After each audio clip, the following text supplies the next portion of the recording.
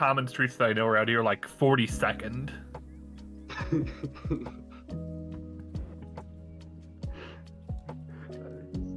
I love how this is so meta. And Don't we need a 5-person screen on there, Saracen? Not just the 4-person one? No, I thought it was Drathian, Tetsuna, and then Nathaniel and Bengal. Yeah, you're missing one. No, How about me? You're missing Golden. Oh, I didn't see Golden on the schedule sign up. I made the No, he's schedule there. sign up. He is. No one that's been doing the thing. Well, I know he's been doing the thing, otherwise it'd never get done, but that's fine. That's why I got all this stuff on lockdown.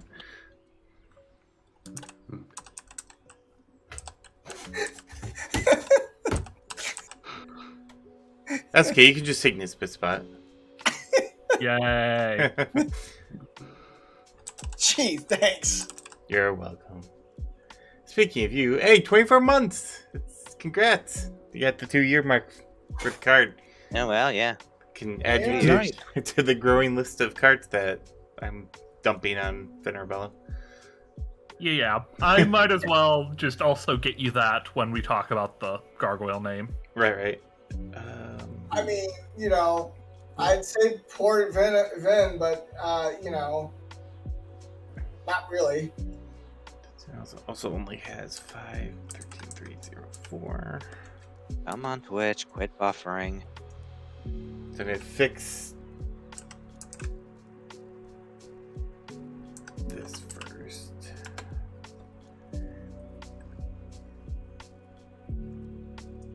Hide.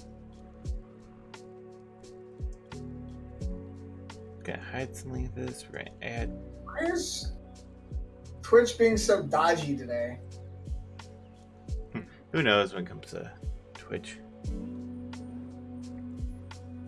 Open another image, add source, new source. I haven't streamed in a while, too. I haven't streamed in a week, it's crazy. Yeah, you've been working a lot all last month, so give yourself a break. This is true. Alright, new picture is up. Put that in there.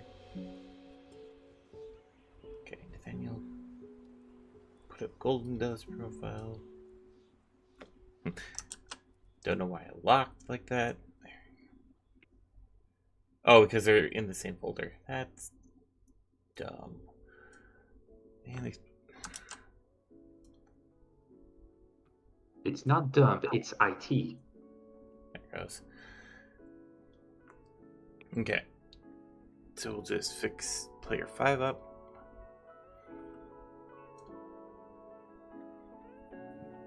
This is why you have everything set up for 5 players and just cancel one out. Mage. Save. X name. Golden Dove. Save. I think it's Adept. ADEPT, I think. Oh, yeah, probably.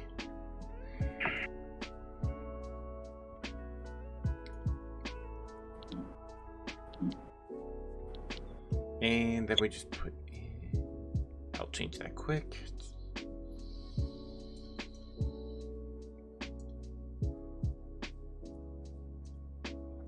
Hey, Renard, how you doing? There we go. Edit mage. And then just follower count. Call starting. Well, I'll be back in a bit. Right. See you. See you later. And of course, the thing on the Twitch will get messed up. That's okay, I haven't even touched that yet.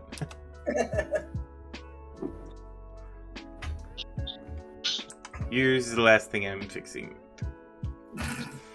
Good, well, because of that. No, I know, but doesn't mean I'm not gonna, Bit spacey today, how things been? Things been good. Good vacation. Ready to hop back into it. Got a lot of stuff to do, including stuff with Shadowrun. But that's going to coincide with the website. So, okay, last thing. Oh yeah, have you finished with the candles? I have not. That is on my list of crafty things to do. I got candles and practicing with resin pours. I also have some ingredients that are going to go bad in the next month or so I might make fudge too. Woo. Oh, I do love that fudge you made before. Yeah, I know, right? I might make some fudge and some caramel. Though the sugar really doesn't ever go bad, but I like making both. And then sometimes making caramel fudge, which is a pain in the ass to cut, but I like it. It's delightful. Especially that Yeah, five it's kind of- spice. Kind of like what I saw on the boardwalk. Since I live near the coast, a couple places. One place in particular does saltwater taffy and fudge. Oh, nice. And boy, their fudge is amazing. I still have yet to master the taffy. I don't know what I'm doing wrong, but it's always softer than Actually, that's pretty much great. If otherwise they're soft. like it's just a little too gooey, and I don't know if I'm not cooking it long enough. I think I might give it a few extra seconds when it hits temp, because like I'll put it in a shape, it'll be fine, but I'll come back a little later and it'll be a puddle. It's still semi-hard. It's still kind of like basically taffy, but it doesn't hold its form. It's just on the other side of too soft. So I just have to figure that out, and then I might. Could it be that you're not getting it up to the right temp? Well, getting it up to the right. It could be the recipe too. Because I do have like a professional candy thermometer. Because this is the taffy, right? Taffy. The caramel actually comes out great every time. The recipe I use, perfect. Like, it gets that soft ball state. Perfect. That's exactly where I want it to be. 'Cause I know taffy when taffy. So does it go into a puddle after it's cooled? After it's cooled. Oh, yeah. There's like too much liquid in there then. Yeah. I don't know. I might switch up the recipe and try something a little different. Because it's not that. Because I can give it in like a whatever state I want it to get, like whatever shape. It's just it will not keep it. Yeah. So it's just on the other side of wrong. There's just a little tweaking, and it should be good. Yeah, but that's like half the fun of cooking is going, oh hey, this doesn't look right. What do I do? Okay, well I gotta fix that. True. Very true. Like I know for the 5 spice caramel fudge that you can't just pour it in, you have to actually like incorporate it and mix it. Otherwise it sinks to the bottom. Which is still good. It was still really good, but I kind of want it to be a little more incorporated. But yeah, I have some plans for some crafty things, which will probably add to the shit that I sell on my table as well. I mean, you've always been, the kind of guy who likes to stay busy, so. Yes. The industrious type. Yes. By the way, how long have you known Vera for again? I know you told me at one point, but... I think it's like 6 years now. Okay. And how long have you known Zarin, out of curiosity? Zern came with the streaming, so like probably like 4 years. Okay, because Nisbet thought you knew him for longer. No, we were talking about Vera, not... I thought I asked about Zarin, and you said longer. No, because Vera, it's like, because it was, what, 2015, 2016 that you met him? Yeah, somewhere around there. When he got really big into Payday 2. And I want people to play with. He was the only one that answered that. He also likes it, so... And then... When did I first meet you? Because it was at First Squared one year, right? Yeah. I think Is so. what, 2017 then? 2016, 2017? 2017 sounds about right. Yeah. Yeah, okay. Dude, I can't even remember when we first met. As far as before, I think it was before you started streaming. Yeah, I believe. Yeah. Oh, yeah. I mean, I knew you back when you were Xenoblade. Which was way long ago. Which is quite a while ago. Yeah. That's Oh like, yeah. That's right. You wasn't you wasn't regular Yeah. Yu-Gi-Oh? Yeah. First Nope. couple Nope, customers. gave that up a long time ago. Yep. Yeah.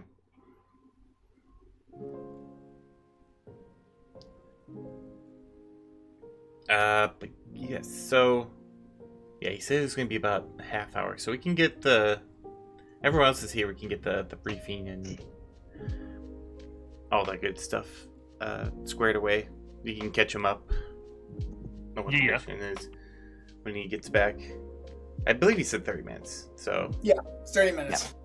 yeah, it's already like 3:10. So you guys won't get too far.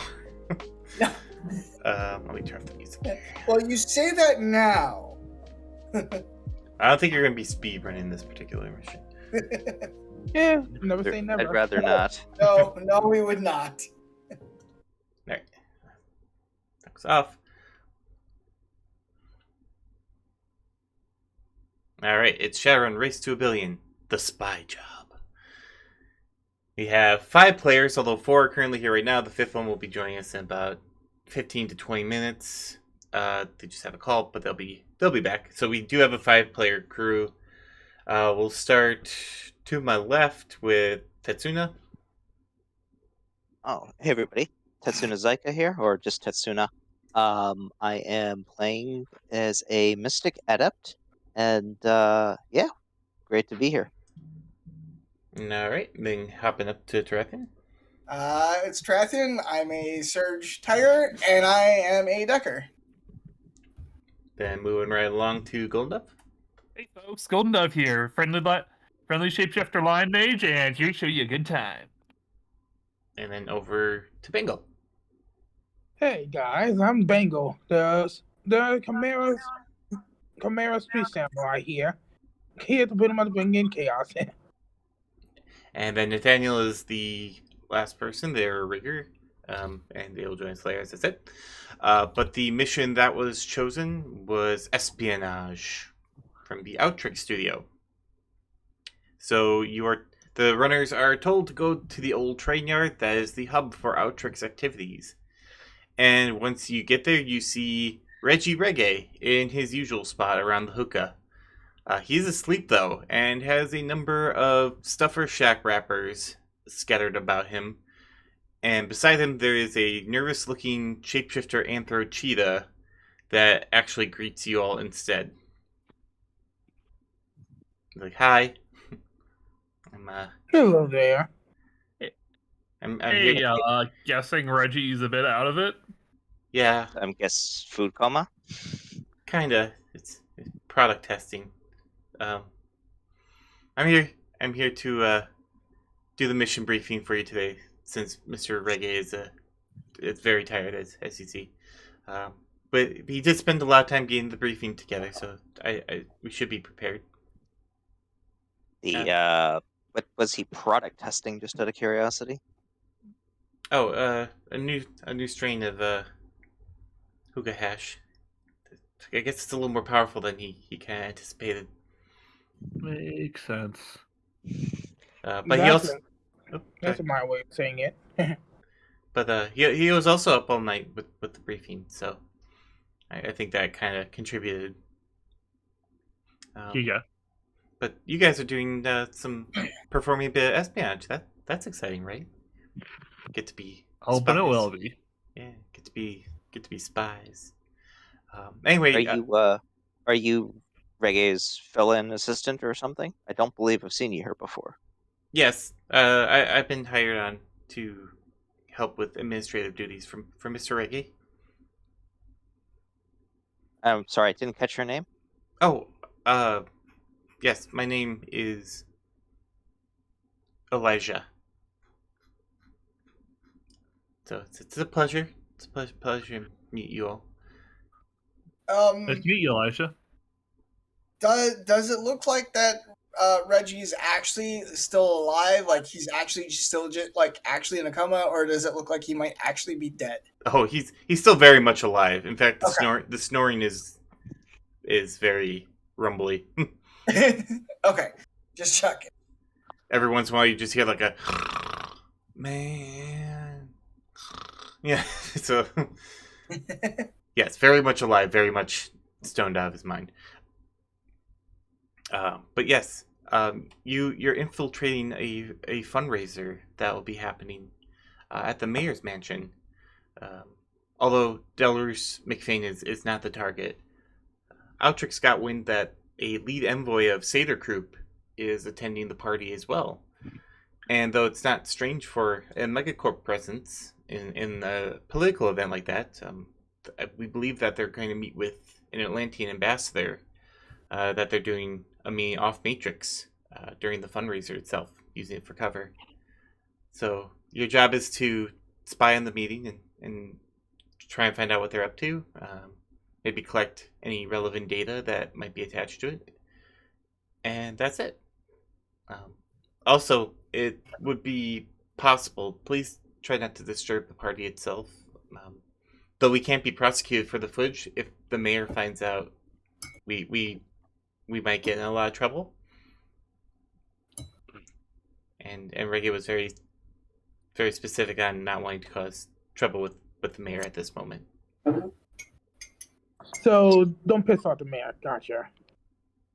Generally a good rule of thumb. What type of fundraiser is this for? Campaign fundraiser. He just announced he's going for re-election. Again? Ugh. Yeah, I get 4 times the charm, I guess. I voted for him. He seems nice. But yes, anything you need that I can answer for you? All right. So do we know who these people will be? Like we gotta look for? Like, Yes. So, and he shows you a pair of pictures. The Cedar Group envoy is an elven man named Keldrick Flint, and the Atlantean envoy is a human woman named Amaret, but she's Atlantean, so I don't think she's human. It's hard to tell. I'm not sure, but this is the picture, and it shows Good to know. Anything else? Anybody else need any info? As far as the fundraiser party, is this like an open thing, or are we gonna need to work our way into the guest list at all, or anything provided for that? It is close. We did manage to be able to secure bodyguard passes with someone who will be at the party, and you kind of notice like he is looking to the left towards like the door every time he says it, and he looks kind of nervous. But Is there? Sorry to bother, but it seems like, are you waiting for somebody? Because you keep looking around. It looks like you've been really, well, for lack of a better term, you're looking pretty nervous. everyone can make a perception check. Okay, and remind me again what that is again. Intuition perception. Okay. 2. 1, 2. Oops. Okay. 2. 3. Give me a second.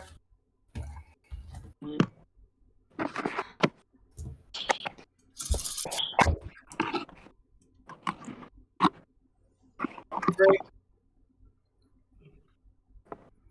So you're looking around trying to find like where he's trying to look, and you don't see anyone until suddenly like as you're kind of like looking at each other, like I don't see anyone around.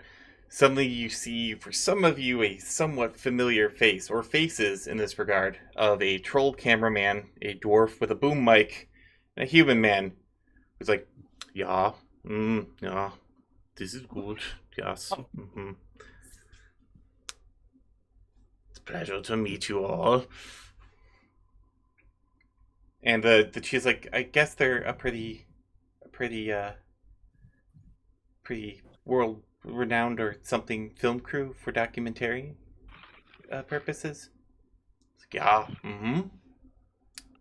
Hey, heads up. Could you be careful to not, like, to be quiet? Like, and not get in the way of stuff? Especially since we want to keep this on the down low. Do not worry, Mr. Kitty Man. We are actually doing an expose on corporate fundraising. But we wanted to help the community and thought this would be good, yeah. So here you are. You are entourage. I want to keep getting ties, especially after that damn meeting with Alex Johnson. And he like grabs his shades and like crushes them in his hands. Who are you? Yeah, Tatsuna would look around and be like, I don't think we've had the acquaintance of meeting before, but it sounds like some of you have. Yeah. I just calmly raise my hand and go, yeah, I remember that mission now. Mm-hmm. You can call me Gruber. Renowned documentarian. Tried to do something on Shadowrunning a while ago. Did not end as well as I'd hoped because of that damn dancing. But, like I said, we're doing expose on the political thing, so. But, how they say, sewing the ties together, so in case I need more footage for other things, other purposes. Also, a little bit of B footage now, I hope no one minds. As you can, like, you see the troll kind of, like, moving around, kind of, like, just circling with the boom operator always standing, like, beside or behind. You mentioned Danson. Wait a minute, wasn't he the one... Yes, Parathan, what? I turn to Tatsuna and go, yeah, he's the one who keeps trying to bait Shadowrunners and trying to get them to expose everything via To Catch a Runner, or whatever the frick his show is. That's not, yeah, To Catch a Runner. That's the one. That hack. Is that so? Oh, that idiot. Okay, now I know who you're talking about. Okay. The name was ringing a couple bells, but I wasn't 100% sure. But do not worry, So- you are not the subject of this particular film, just helping out where we can as entourage. So I'm I take... assuming that the candidate of this is current mayor Delruis McFain. Yeah, we're doing the entire political race from start to finish. Cool. I think it'd be good documentary of political life nowadays, especially in such a big city, mega city like New York. I do still have shot for the Shadowrunning ideas, so that's why, like, gestures like we do this, gain favor.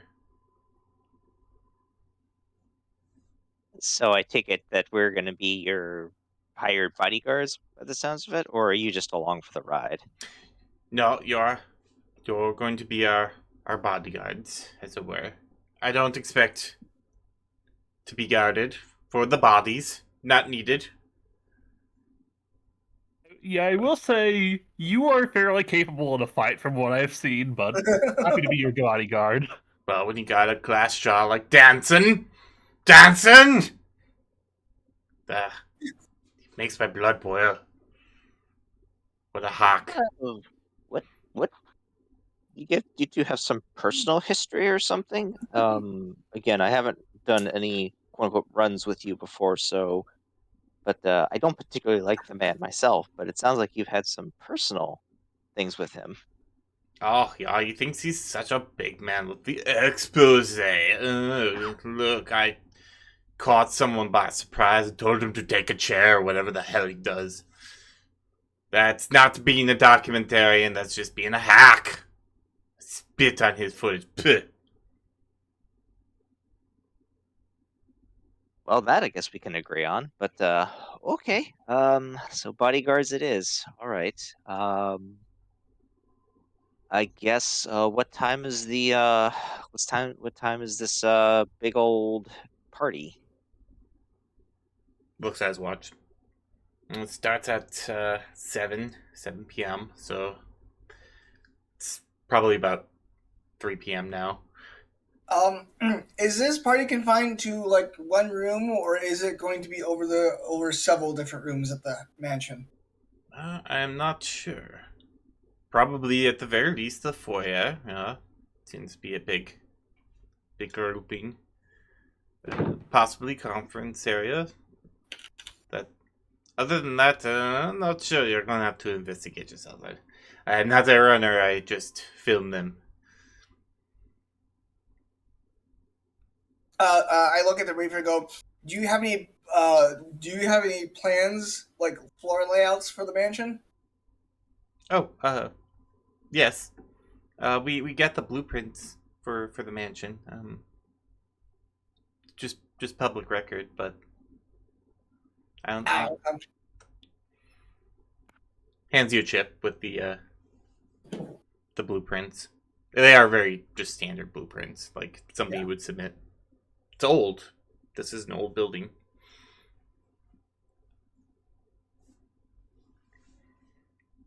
All right. Well, I guess we have our at least a game plan of what we need to do here. So as far as for this, anybody else got any other questions? Nope.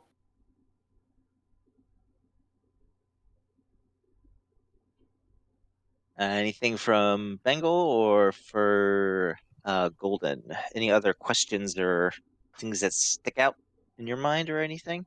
Nothing at the moment. I believe I've got a good current information of things.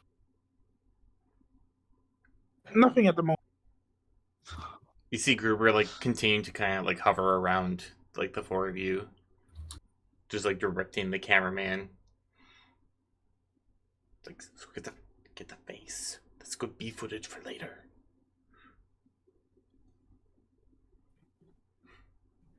Oh dear. Well, I hope we don't have to do this all night, but all right.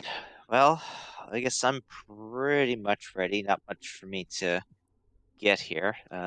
Anybody need to make any preparations or grab anything before we go? I know we only got a couple hours here. Trying to think.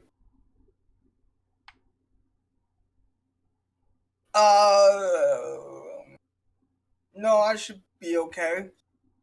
Real quick, Sarthan, the white noise generator, would that be something I could carry in like my coat pocket or something, or no? Or is it that too big? Does it have a size rating? Otherwise, it should be able to fit like in your jacket. Let me double check. I know it does. I just don't remember what it is. Be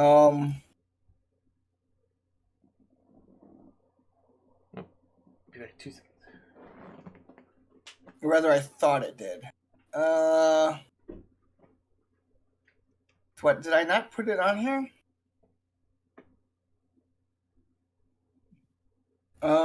Shoot. Let's see. White noise generator.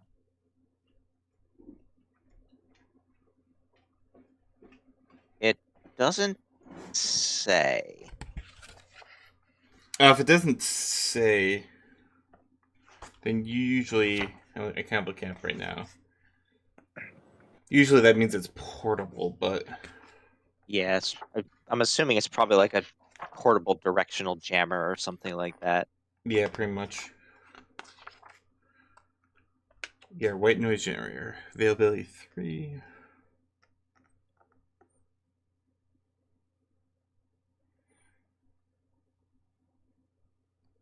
Yeah, it doesn't have like it's particularly big or anything like that, so you should be fine. Okay. Usually they'll make a note if it requires special accommodation. Okay. Then I should be good. Can I bring my mask? Sure. All right.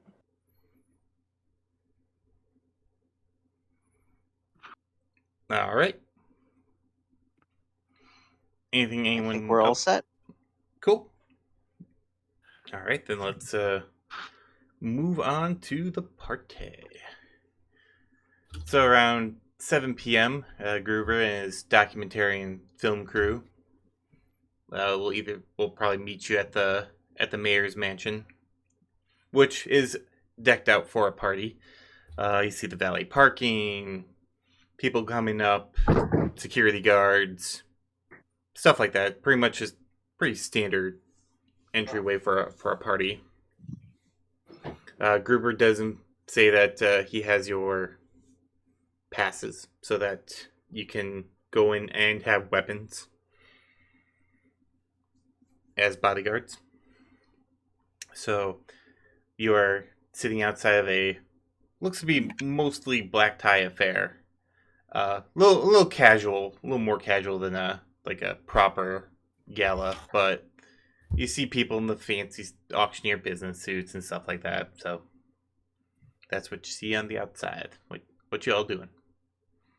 Okay, Golden Dove is going to, per the poll, change into go with the disguise of the sexy Lone Star officer, but while still keeping it tasteful enough for the party. Gotcha. All right, you now look like a sexy Lone Star officer. Fortunately, it's mostly NYPD that is providing security. So, although there are a few Lone Star officers that are helping with Megacorp security, so you do get like glances every once in a while, but they don't really bother you because you're not their problem. So, And if they look enough, I would say something about like, client's request. don't really get a response from them on that because they're very straight laced. But yeah, a couple smirks maybe. But yep, with your passes, you are allowed into the party without any problem. So go ahead and do your things. I think for me, just probably go around the foyer or whichever part of the house it is, or mansion it is, and try to see if I can locate either the who is it, Keltrick Flint or Amarid, just to take a look and see if they're already mingling amongst the other guests. All right. Intuition perception. I'll do the same, just in a different area. Okay. So this party does take up pretty much the entirety of the foyer and also kind of the open like living room type areas or parlor areas. So it's kind of like spread out, but like it's all kind of one room ish. And there are quite a few people here. Not like a ton.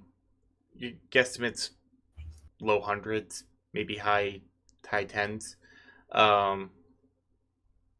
And there's a band playing. There's refreshments being served. There is a cash bar with actual alcohol.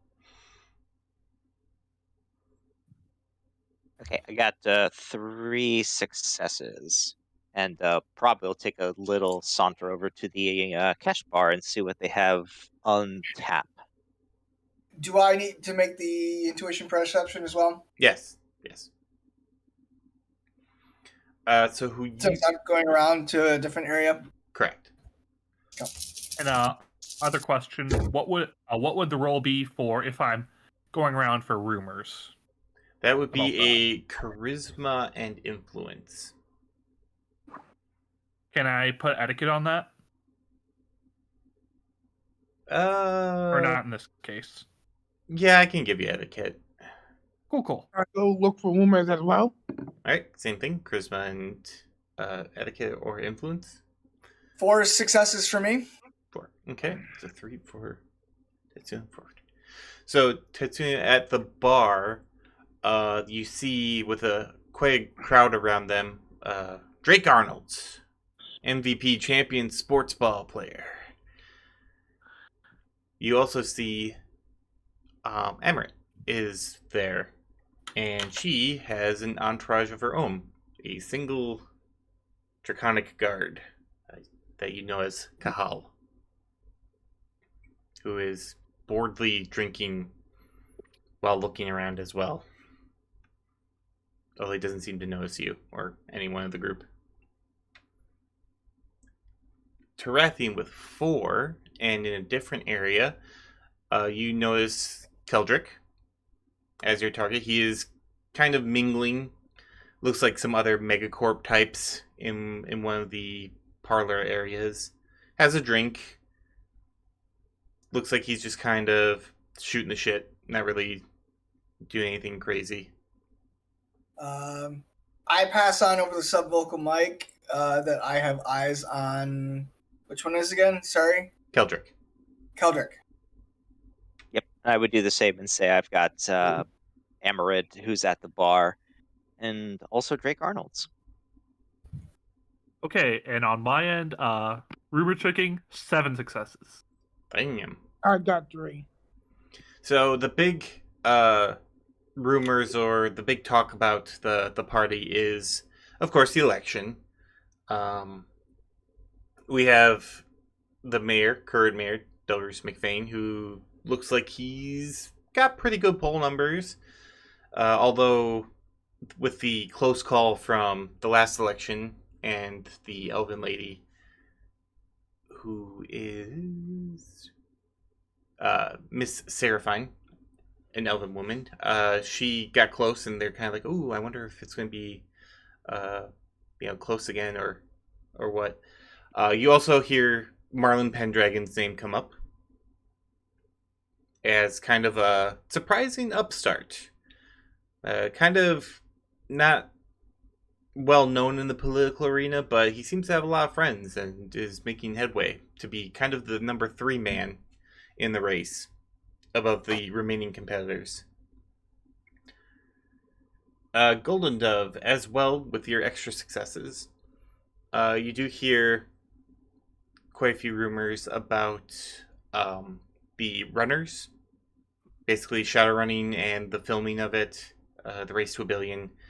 If that's going to come into play this election cycle because of kind of the publicity that's been getting, what the mayor's going to do about it. He's going to be tough on it. He's going to kind of let it go, as most running activities do. What that's going to mean for the city. And there is a corporate rumor as well with your 7 as you kind of head over to the corporate area. You hear the corporate bigwigs talking a little bit. They don't really seem as interested in the political election. It's still there, but they mostly are talking about something that's going on in the Mega Apple as well. And they're talking about the Atlantean Accords and things of that nature, but it's kind of cryptic. You can't really get a sense of what exactly they're talking about, but they're mostly focused on something with Atlantis, possibly because of the envoy that is here, or the ambassador. Because Amrit is the actual ambassador that speaks on behalf of the King of Atlantis. Noted. As for the Shadowrunning, have any of the 3 mayoral candidates we know of stated a stance on Shadowrunners yet?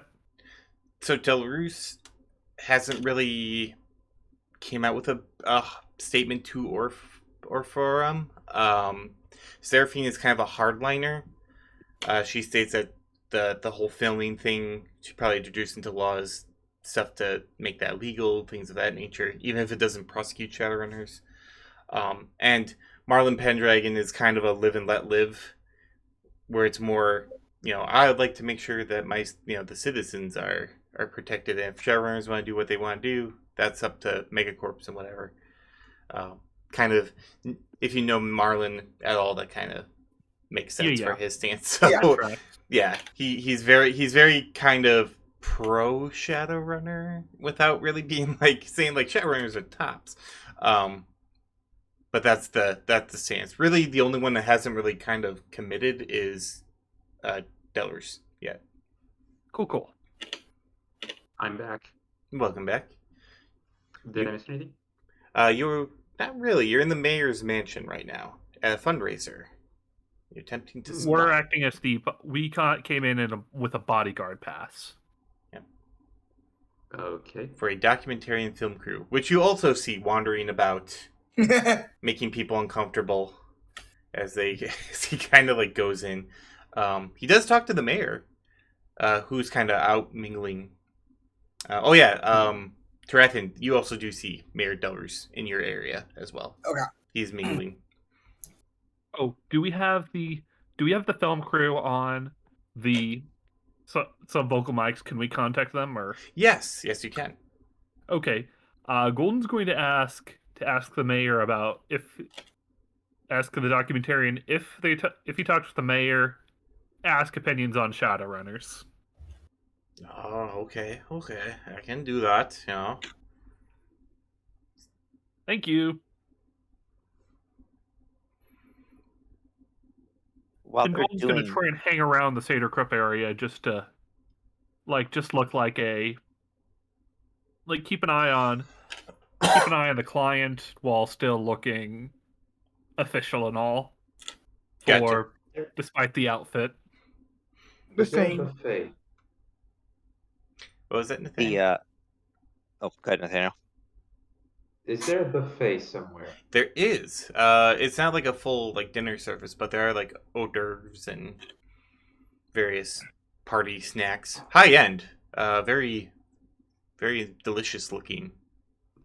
Is there a bowl of shrimp? No, there is not. There doesn't appear to be any shrimp whatsoever. I was wondering about that. I remember last time what we were with that shrimp. All right. I hang out by the buffet and eat my way through the hors d'oeuvres while looking around. Okay. What am I looking for again? There are two people. If you want to film it. Yeah. We're looking for an elven woman or an elven person named is Keldrick, and I believe Tarathian found Keldrick, and he's in the Stater Group area. Parlor I area. went to the bar area and I found. I'm sorry, is it Amarith or Amarid? Amarit. Amarith. Okay, ITH or something like that. Just IT. Amarit. Amarit. Okay, sorry. I found she's the quote unquote Atlantean human, and I found her at the bar area. Mm-hmm. All right. So while that next to the buffet. Yeah, while that's going on, I'm gonna try and see if I can sort of mingle and sort of elbow my way toward Drake Arnold's, and try to get his attention, but at the same time trying to keep a watch on Amaret, and just try and just wave at Drake and just say hey Drake, saw you've been doing pretty well in the sports ball area there. He doesn't have his usual large crowd of people around him. There's still quite a few fans, but you can get up to him and be you wave to him. He's like, "Hey, always nice to be a fan. How's it going? You want an autograph? I can autograph something for you." Thanks, Drake. No, actually, here on a little bit more official business here. Actually, trying to he's keeping it on the down low and turns off the sub vocal mix so the camera crew doesn't hear it. But he's like, I'm just sort of playing babysitter to a camera crew here who wants to get some stories. So just letting you know, they might come around, they might want to ask you some questions, but I'm pretty sure you're no stranger to that. Oh yeah, creepy German guy. Yeah, I've seen him. He did some sort of documentary on sports ball and people who play it or something like that. I don't know. It's very hard to understand a lot of Oh, times. so have you met him before then? Yeah, 'Cause- briefly, just kind of in passing. 'Cause, you know, I won the MVP last year for Sports Ball, so you know, did a little interview. I think I answered his questions. Maybe. Yeah, he's he's a bit of a fan. He won't show it, but he does like your thing there. He was actually very happy that you did win the MVP award there. But again, professionalism and all that can't really say that much. Oh, no way. Yeah, he's a total professional then, because I didn't get that at all. He was quite frosty. But that's good to know. Good to know. He didn't even want an autograph. Must have been, I don't know, humble or shy? I don't know. Tough to tell. I unfortunately don't know the guy too well. Although that said, what does bring you here tonight? I was kind of surprised you're coming to this whole, it's just for the fundraiser thing that's been going on here for the campaign or something else.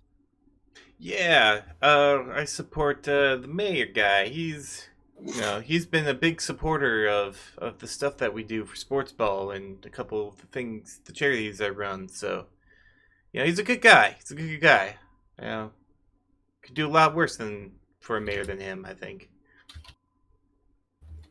Quick question: is Amaret next to Drake, or like where is she in proximity to? Probably like the opposite side of the bar. Okay, gotcha. Um, Tetsu would look around, sort of make not make eye contact with her, but sort of, like scanning the room and just sort of lean in toward Drake. He's like, by the way, who's the woman there? I recognize some people here, but who's she? I've never quite seen her before. I don't think, at least among your entourage, anyway. Oh, yeah. Also, by the way, for tracking anyone in the parlor, the mayor is on the move. He's heading to the foyer. He's heading to the foyer? He's heading to the foyer, yep. Okay. But, yeah, Drake looks over. He's like, oh, yeah, I think she's like some sort of Atlantean ambassador, something. Everyone's been giving her kind of like mad respect. So, it's. I remember someone saying that to me about her. She's like the official something with that bodyguard. That dragon guy. Really?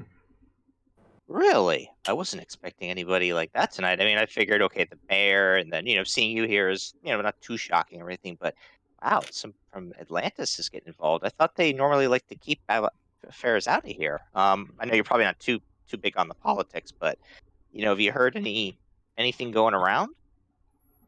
No, apparently they kind of just keep observing of the people, of like what we do around here. Just, I guess, to keep up to speed. I don't know. I don't think they actually like endorse anyone. At least I don't remember it. I think that would be a big deal or something. I think so. You know what you should do at some point at the party? It's like you should ask her if she's into sports ball or not, or have you did that already? No, I've just been doing my own thing, as it were. Gotcha. Okay. Well, as for the autograph, I might take you up on that later, but got to keep up my guard duties. So I will catch you shortly, sometime later in the party when things have died down. Sure. Hey, it looks like the mayor's about to like make a speech or something. And about that time, you see the mayor heading up to like the balcony, kind of the pseudo second floor of the foyer. Taps his glass and kind of gets everyone's attention. When the band stops playing, looks at everyone. It's like, I would like to thank everyone for coming tonight and for giving so generously. It warms my heart to think that all of you out there believe in me and the work that I do as the mayor of New York. Once again, I'll be going up against my old rival, Miss Seraphine, who I'm sure will run just as hard as she did last time, as well as this Mr. Pendragon, who is proving to be quite popular. Now, I have spoken with both of them, and I can assure you that whoever comes out on top, New York will end up the winner. That being said, I believe I have done good work here, and with your help, we can continue to keep the Mega Apple as fresh as possible. Yay! Clapping all around. And it's like, please continue to enjoy the party. I just wanted to do my obligatory speech, as it were, for these things. A little ha ha ha, a little laughter, and then proceeds to leave. Intuition perceptions for everyone. Okay. Okay.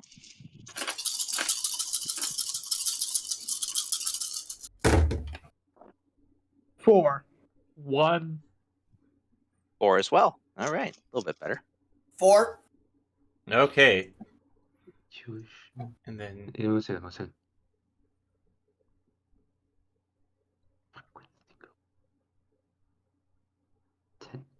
9.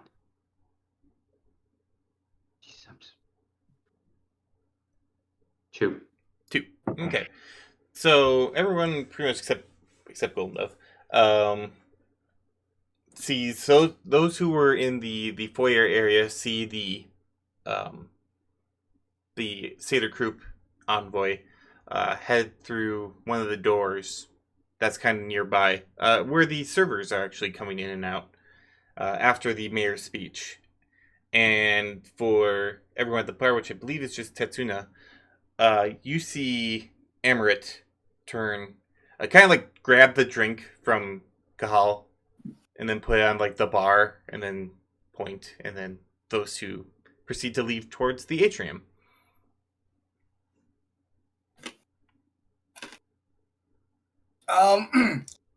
I stealthily follow the Seder Krupp guy to the door and make my own way through. All right. And over the subvocal mic, just let everybody know what's happening. I'll be with you as well. Okay. I'm going coming with you. Much appreciated. I'll probably need the backup. Just don't do anything without me letting you know first. Fair. All right. I'm sorry, Sarathan. Did Kahal leave with Amaret? Yes, the two left together. Okay. What I'd like to do is quickly order a drink from the bar, and then also try and actually pick up Amaret's drink. Did she finish her drink or no? It's still like partially She actually was Partially. not drinking. It was Kahal that had the drink. And then she kind of like grabbed it from him and put it down, and then like gestured for him to go. Okay, so is he following her then? Yes. I'm sorry, just okay. Okay. He will go ahead and actually, when the bar person's not looking after he gets his drink, he'll go ahead and pick up the drink that Kahal had and try and see if he can follow the two of them without being noticed too much. Okay.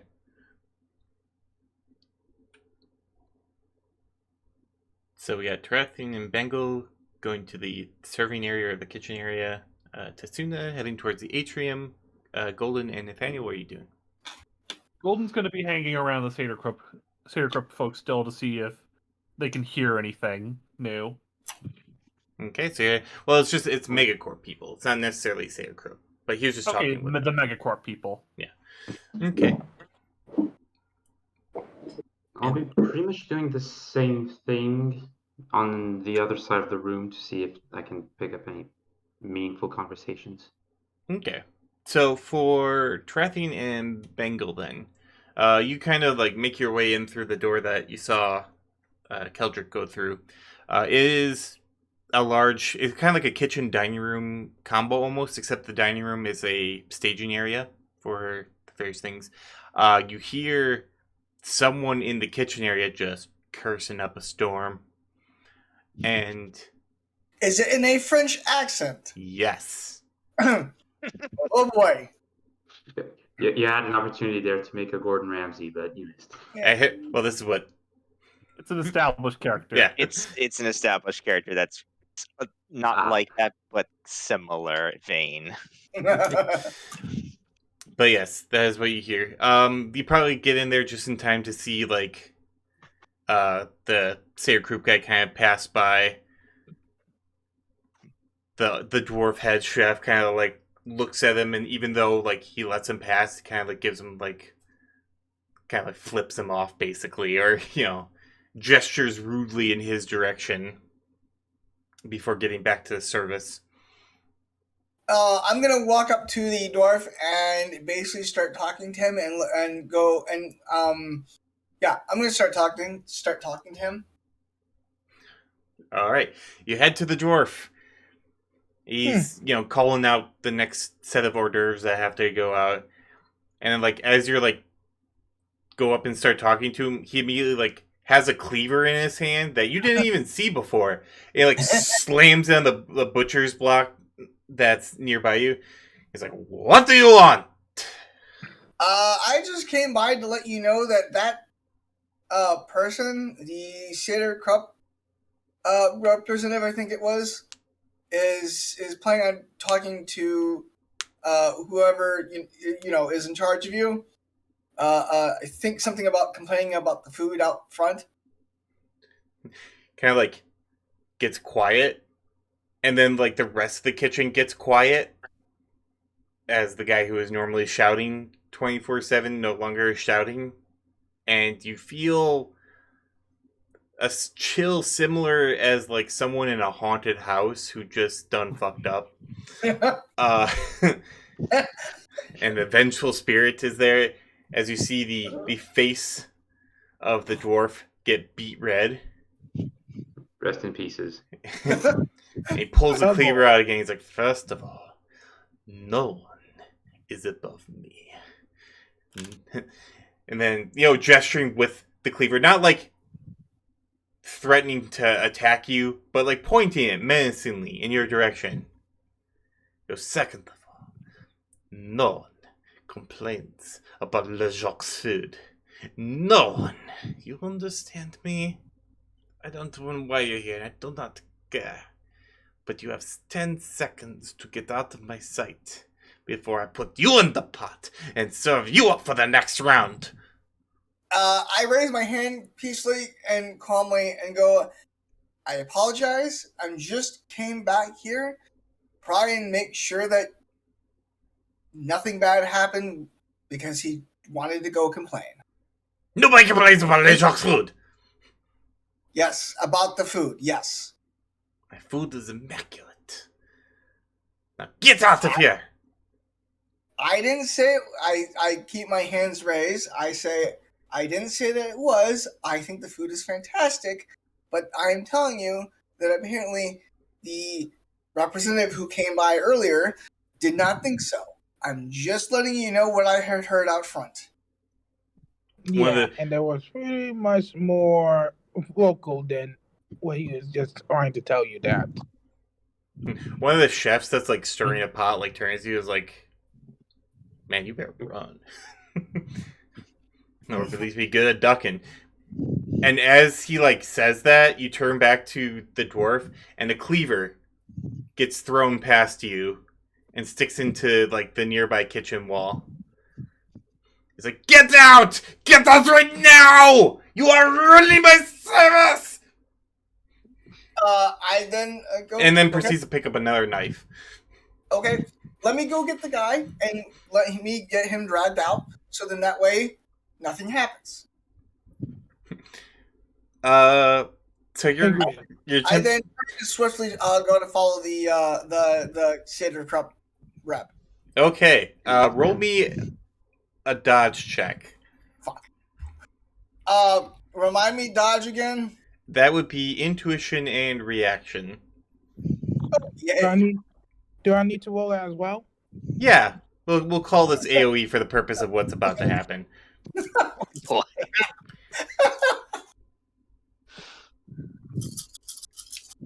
Do I have time to yell over the sub-vocal mic help? Yeah, sure. I got 0. Well, luckily it's not too bad. Well, apparently the dice like me today. 5. 5. So, like, You're like, I'm just gonna go over there. And he just keeps repeating like, get out, and then like the next knife comes hurling straight towards you, followed by like a frying pan, and then just the butcher's block that he had hacked into goes after you. What was that? Bangle, you get hit in the head with a pot as you're passing by. Go ahead and roll me a body and armor. Okay. As he's just Probably won't. he's Probably just won't take any damage, but still. yeah, probably not. But he's just literally just throwing whatever is within arm's reach at you. All of the chefs, by the way, have coordinatedly like got down as though this has happened before. I can't believe it. I got a 1. All right, so you will take 2 points of physical damage as you get wanged in the head with a pot. Luckily, an empty one. And then you do get to the other side and you can leave. And as you're like pulling the door and you're closing it behind you, you see another knife get thrown, and it misses you, Tarathian, by like an inch, and is in like the door frame. And then you close the door. He's not a very calm person. In any case, you are now on the other side. Meanwhile, Tetsuna, you have your drinks and you're heading towards the atrium. You get there and you see that there's 2 people kind of sitting, looks like typical bodyguards or security personnel, probably cops, like plainclothes. You approach and with the drinks and they're like, "Oh, whoa, sorry, no one's allowed back here. The party's just in the foyer." They're very cordial about it. They're not, mean or anything like that, but they're like, they kind of like get up and kind of close the gap. Oh, sorry. There, I just saw that. I believe it was Miss Emmerich there, and her bodyguard or liaison or whatever it is you wish to call it. He says as he puts on a smile. She had just the 2 of them had left their drinks at the bar, and I know these are actual real alcohol, and it is not something you would want to just leave lying around. So I just wanted to give them back to her if that's possible. Again, just trying to be a little nice here. I hate to see these get spoiled. I understand, sir. I believe Miss Amrit, as I said, has some sort of meeting as directed by the mayor. I don't think it's going to be very long. If you'd like to wait, or if you'd like to leave them here, we can. I'm sure they'll come out the same way they came in, and we can give them them. That's very considerate of you. All right, that's fair enough. And just out of curiosity, is there like any hallways or anything that Tetsuna would be able to sort of like, or if there's like a nearby restroom or something like that that he could duck into, and just leave the drinks on like a table or something? Yes, there are a couple of windows facing out into what would be considered like the garden area or courtyard area, which, like, as you're kind of talking to the officers there, you see, Bangle coming out from a different door, like rubbing his head, and Tarathian like staggering backwards. My God, no, he cannot take criticism quite well, did he? No, he can't. Nope. So what Tetsuna would like to do is he would just go ahead and set the drinks on a nearby table, and get out of line of sight of the guards if possible. Well, at least out of their line of sight. But if he can still see them, he'd like to cast control thoughts on one of them after like a minute or 2 has passed. Okay. Yeah, you can do that. They kind of just like go back to sitting, or well, they're standing, but like leaning against the wall. Looks like they're just kind of posted there to keep guests from going out into the courtyard. So not exactly on high alert, as it were. Okay, and the place they're guarding, like, are Amaret and Kahal like in line of sight, or are they guarding like a door or something, or It's, what are they? yeah, it's kind of like so it's an atrium, so it's just like a hallway that led all the way back into the garden area. Okay, so let me just see. Control thoughts. Sorry, I haven't used this one in a little while. Okay, so sorcery and magic. Okay, it's versus willpower and logic. Okay. Oh, okay. So let me see. So cast control thoughts on one of the guards there. Let me see. Sorcery Hmm. and magic. Okay.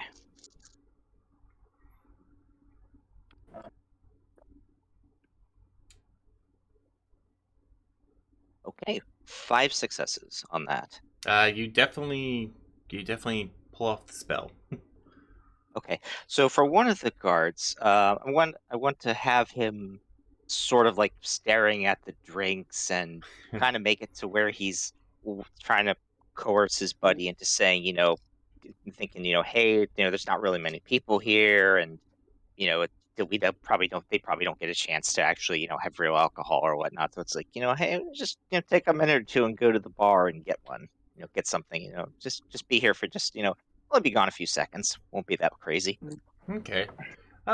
That's a pretty reasonable thing for them to think of. So no penalties, and I'll roll a con and influence for him on his friend.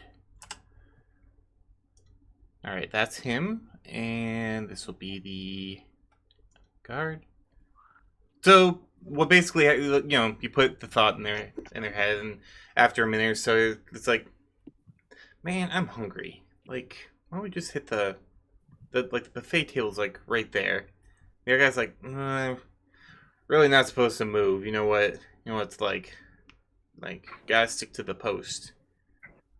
He's like, yeah, they're not gonna care. They got cameras in the atrium anyway. It's not like anyone's gonna go down there. And it's not like there's anything back there. All the offices are upstairs. And the other guy's like, man, I did skip dinner. It's like, yeah, just like in and out, 5 minutes. I don't even think anyone's gonna notice. Like, you know what? Yeah, let's do it real quick, just real quick. He's like, yeah, real quick, and then they fuck off to the dinner or to the buffet area. All right. Okay, hold on. Give me 1 second. I just need to roll the drain on the spell. Let me see. Yep, What no was problem. it? It's 4 drain value, and then it's willpower and charisma, I think. Yeah, willpower and Yeah, charisma. willpower and whatever your magic stat is. Yep. Okay. Let's see. 1, 2, 3. Okay. All right. One's done. All right. Not too bad. So I took only one drain. Okay. Not too bad. Okay. Once they've gone far enough, Etsuna will just go ahead and pick up the drinks, and then he will just quietly walk down the hallway towards being careful as he does so to just keep trailing Amaret and Kahal with a little bit of a smile on his face. All right. So, as the three of you are aware, the both areas kind of lead into the garden of the mayoral mansion. Nice setting, very well maintained. Pretty big for being what used to be on the kind of outskirts of New York, but the mega city has grown around it. But they kept it pretty lush. Both of you following your respective targets, you can see that they are both kind of converging on. It looks like a little guest house or pool house or something like that. That's further down.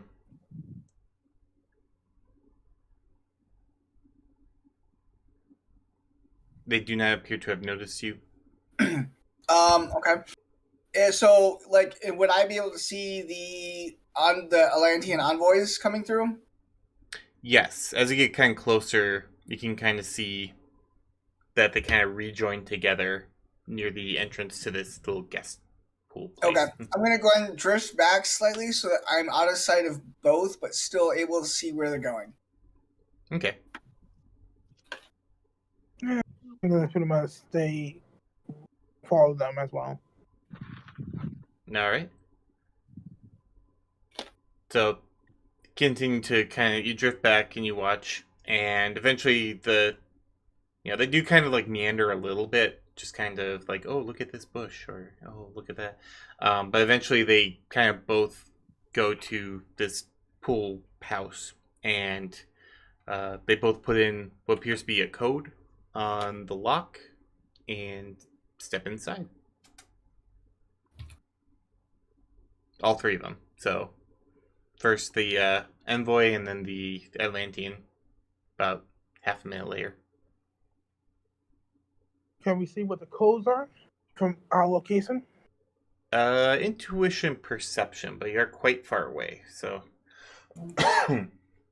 Have they Same gone thing in? for Go ahead. same thing for me as far as my distance, or am I any closer, or no? Am I still? I'd say you're probably both, or you're all kind of relatively similar distance. Okay. So, is it possible for me to get closer without them seeing? Any closer, you have to roll a stealth in order to not be actively seen. Can I hear what they're saying? They haven't said a word to each other, even when they got close enough where they could. Are they heading inside the guest house or whatever? Yes, they're both. The guy from Sailor Group goes in first, and then about half a minute later, the envoy for Atlantis goes in with bodyguard. Okay. And stealth is just straight stealth, or is it if I were to do that? Yep, it would be a agility and stealth. All right, let me roll stealth first, then I want to. All right. Let me go ahead and do that then. All right. I'll go ahead and take that chance and see what comes of it. Meanwhile, Golden Dove, Nathaniel, you are continuing to listen to the MakerCorp peeps. It's Anything really interesting. Yeah, it's a pretty dry conversation at this point. 3 successes. I got 7 successes. All right, versus. I'll just do my. Actually, I'm gonna do. Let me see. Hold on, because I think I have. Oh yeah, I do have that. So out of sight, Hatsuna is going to cast his. Wait a minute, I think I have this. Yeah, his improved invisibility. Let me Okay. see what I get on that. I think. Oh, for Nathaniel and Golden Dove, you do see the guards that were out in the atrium kind of pop in and grab food.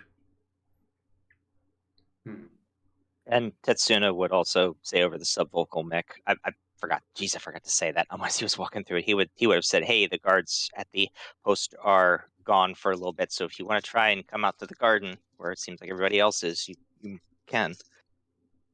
Just be careful." Okay. You know what? Golden's gonna try talking to the guard. Golden's gonna try talking to the guards to maybe let Nathaniel get a little more time. Okay. Okay. Wow. So Time to that's do what?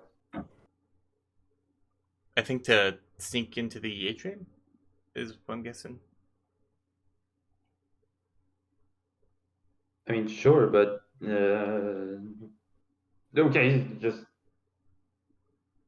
I grab some food, just like the guards, and just go where they are going. All right. With the subvocal mic, Tetsuna can guide you to where it was. And then Tetsuna, you were casting greater visibility. yes. I got 5 successes on that, and then what's the Okay. drain? All right. I got Okay. 7 successes on stealth. Yep. Okay. It appears that you and Trathian were not noticed. Oh, resisted all the drain. Okay, cool. So you can make your intuition perception to see the code. Okay. And then all the while, Tetsun is just getting closer to the obviously invisible. And greater improved invisibility does work against sensors and cameras as well. Right. And I'm just pretty much just whistling. I'm just pretty much just walking. But I'm just trying to trying to hide myself with my big body. Um, I for the intuition perception, I have 6. All right, I'll say you could probably see the code from there. I got 2. Bingo, you get like the first number, but luckily Trithian got all the digits.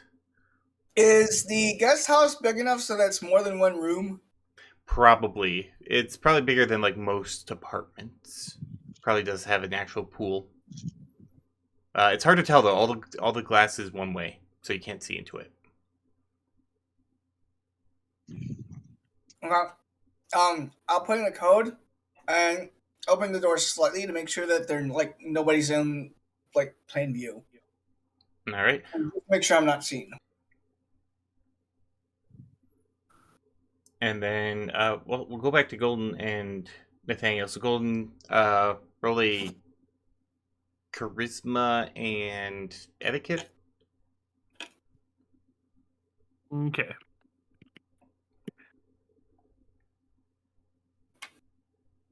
Six successes. All right. So yeah, you saw the guards with pleasant conversation, more than long enough for Nathaniel to get through the atrium and up to join the others in the gardens.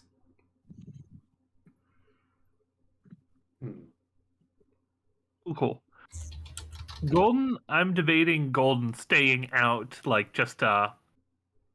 Golden staying out just in case there's help needed in getting out, but we'll see.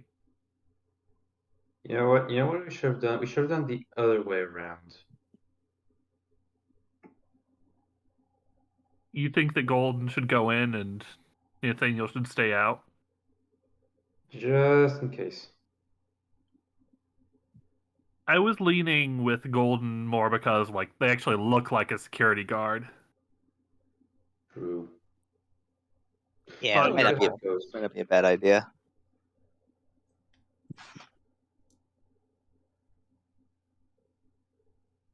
Yeah, it's up to you guys. Whatever you want to do.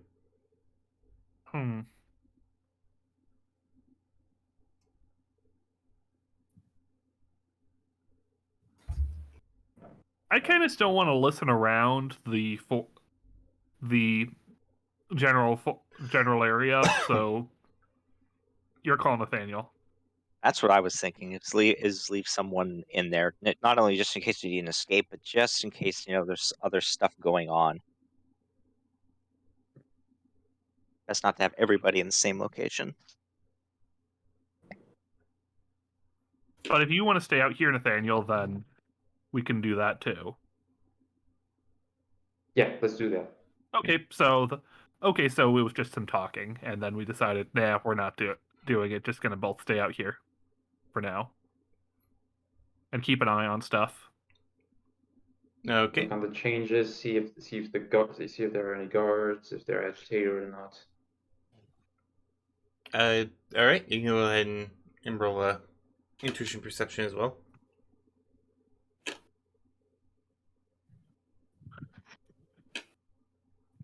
1 on that.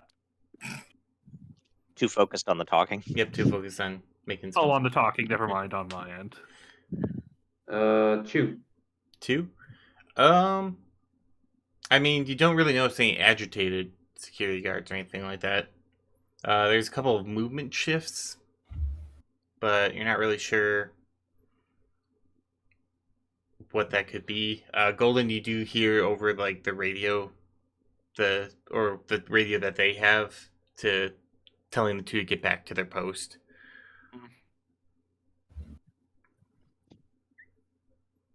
So that's what you get inside the party, which continues to happen. Golden's gonna. Then Golden will say like, Golden will probably make a pass at one of them as they go back, like because hey, we're both security. Maybe we'll see each other again. Right, maybe, and then just head back to their post with their foods. And then back to Tarathian, Bengal, and Tatuna out in the gardens. You are opening the door a little bit. Tarathian, you don't see anyone in the hallway. Looks like it's just like a hallway, and then it's mostly open. There's like a little kitchen area, another little bar. On the other side is a pool that you can see. There are the walls.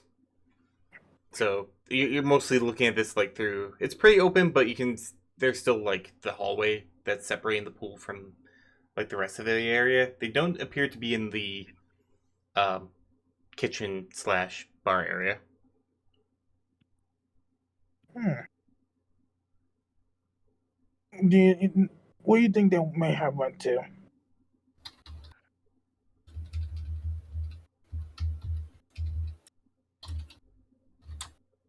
At this point, Tetsuna is keeping very, very quiet. He's actually not saying anything, so he's just sort of hanging back. And obviously he's invisible, so kind of hard to tell where he actually is. And I'm just tiptoeing all around. Slinking around. Yes, what would you like to do? Well, see if there are any doors or anything that might tell us where they went to. There's kind of the openish door that leads to the pool area, and another door on the other side of the hallway that would lead outside again, and then kind of a more open archway, which you can see most of the rest of the little guest house area in. All right, I'm going to check that I'm going to check the pool area to see. All right, intuition perception. Okay. I got a 3. You can hear voices as you approach the pool door. All right, I'm going to open it by peek. It's a little bit open already, so you can kind of peek your way in. All right. You do see the 3 are there. All right. They're on the opposite side of the little pool area. It appears that they... Oh, sorry. Sorry. Is there any way I could get closer? It's a pretty open space, so it's gonna be rough trying to kind of sneak up on them or try and hide your presence. You're guessing that probably is on purpose, as they chose kind of the furthest back corner of this pool area. Oof. Tetsuna wouldn't say over his subvocal mic, or microphone, excuse me, that he could probably try and sneak in there since he is invisible at the moment. Try and at least get somewhat close, but still keep I guess if there's like any pool chairs or any like things that are larger that he can hide behind, towel racks or whatever, but try and get closer. Okay. See if his invisibility holds up. All right. So you move in past Tarathian and then past Bengal into the pool area. Again, very nice pool looking area. Fairly large pool. Very natural looking. And you see the 3 of them kind of sitting near the side of the opposite from where the door is. And as you approach, you can roll an intuition perception as well. Okay. Now, is this to hear anything, or is this just to see? This is for hearing. Hearing. Okay, so that's intuition perception. Oh, and then keen air. That's +1. Okay.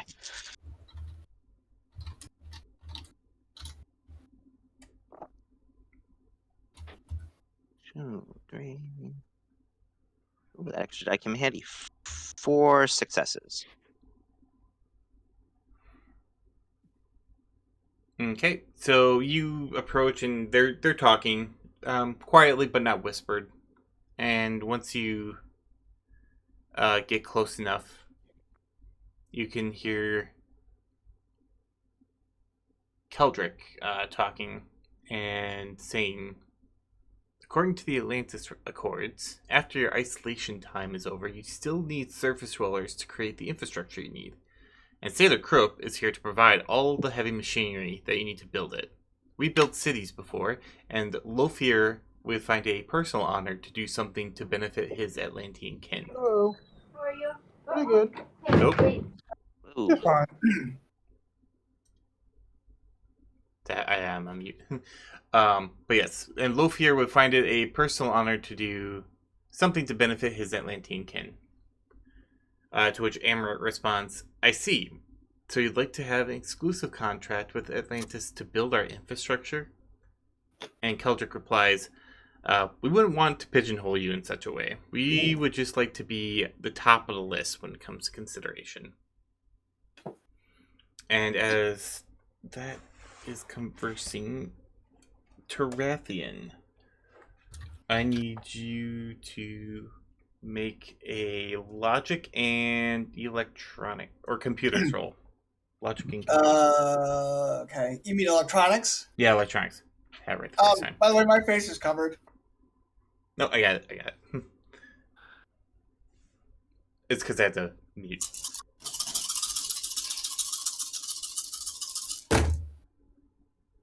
Now I get to count my dice. Give me a minute. Yeah, no problem.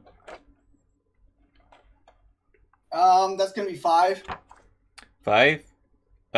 You get a kind of a bit of a screeching on your. Everyone kind of hears it, a little bit of a feedback on the microphone or on the comm links. And with your 5 successes, you realize that you're bumping up against another frequency that's in this general area. Like as in a white noise generator or a jammer kind of a signal? Nope, as in someone else's private communications that is happening in this area. Or a signal of that caliber. Because it wouldn't be comlink, it would be something like that. Okay, would I be able to pull out the white noise generator and then have it not affect the 5 of us? The hell white noise generator works? I think it's an effect of.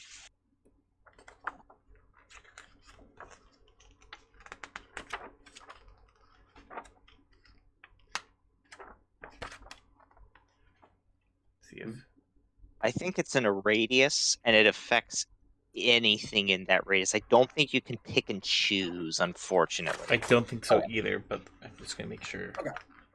Actually, good question, though. It's a good question. I forget. Are jammers able to be stuffed into your pocket too, or no? Yeah, you can. Yeah, you can they're stuff portable. jammers. Because I would also have a jammer too in hand. Those are usually directional. Yeah, and it would be directional. Yeah, you can use an area jammer as well. But obviously, that's area. Directional jammers, obviously, they're more specific. Usually can target 1 or 2 things, depending on how close they are. I'm going to go and pull out the jammer that I know I have, because I... Hang on. Let me just make sure I'm not... Yeah, okay. I thought it... Somehow has some of my... I think some of the... Anyway. The jammer, and then I'm going to go ahead and point it, slowly, start turning it around, in a 360 to see where the noise is, see if it will, cut the noise, the communication that's interfering. Okay. Is that linked to your deck at all, or is that just an independent? Link to the deck. Okay. Go ahead and roll me another electronics and computers.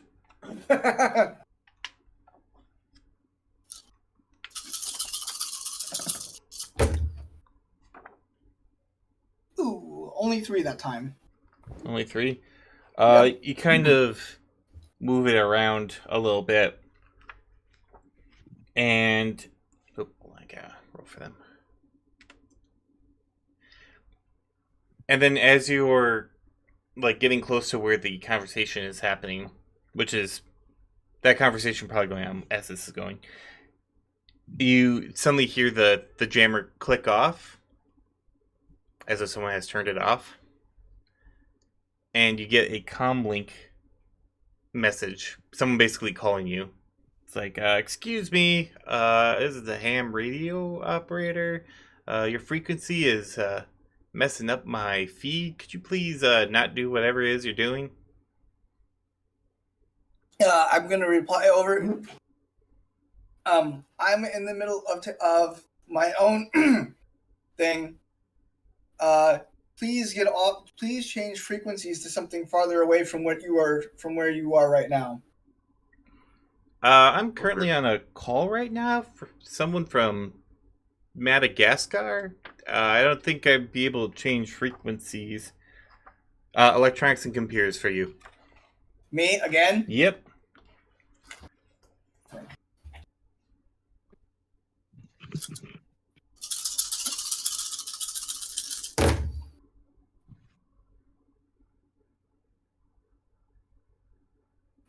That is going to be a 4. Someone is hacking you actively, like right this moment, and is about to try and like upload some type of nasty little virus or something into your system. Hasn't breached the firewall yet, if I remember what. All right. But Since I can tell that, I'm going to go and like basically shut everything down real quick. Okay. And then turn the jammer back on and point it in the same direction, but without it being hooked to the deck. All right. And I think we might have been spotted. So while this is happening, the conversation continues on. Amber going. So the last sentence Keldrick said was, "We wouldn't want to pigeonhole you in such a way. We like you to be on the top of the list when it comes into consideration." To which Amber responds, "It's quite reasonable. Though I'm wondering if all Sather Group would want is being first on the King of Islands' mind, besides being at the front of the list." Keldrick kind of waffles on this a little bit. Both you and Bangle can tell that what he's about to say next kind of makes him a little nervous. But he continues on as a professional and says, "Yes, we understand that when the doors are open to Atlantis, that the king may allow the presence of certain entities to be up there." And Amber kind of gives like a little slow nod of understanding. It's like, "I see. You want your megacorp to expand its office reach, though we have little need for such things in Atlantis as heavy machinery." So that's the next part of the conversation that you catch. Tarathian, your jammer turns off again. Okay, and this time I leave it off. But then I quietly turn the deck back on, and let everybody know what has happened. And I turn to Bengal and ask, "Have you been paying attention to the conversation? I've been busy with this." Yeah, they're trying to get more. They're trying to be like the first ones that was into any construction from any Atlanteans. It seems for any Atlantean items, like any Atlantean products. So no matter what. Okay, and then I just tell him, go ahead and pass it over the vocal mics to just to the rest of the other 3. All right, I will. Yeah. Tatsuna is like within earshot. He can hear, so he knows exactly what's being said. But that's fine. Within the other 2. As far as for who was it? Keldrick. I'm sorry, Eldrick or Keldrick? Keldrick with a K. Keldrick.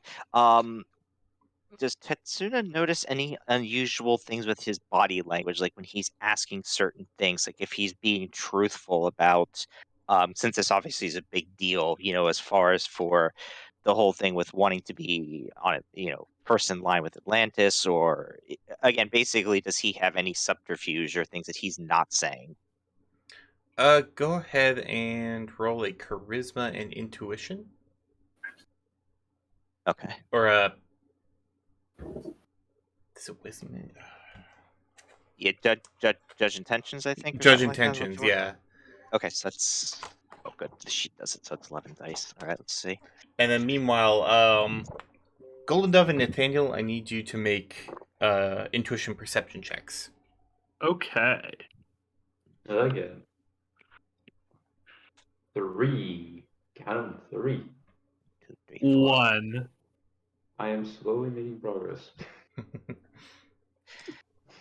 And I got, if you want to do Golden and Nathaniel first, that's fine. 5 successes for me. Okay. Excuse me. What we'll actually do yours first. So with 5 successes, he's very nervous. He isn't lying.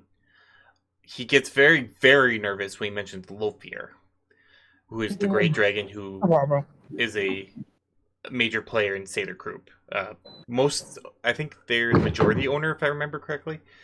And yeah, it's a great dragon. So he's probably here more so on like Lothier's direct command than he is just for Satyr Group.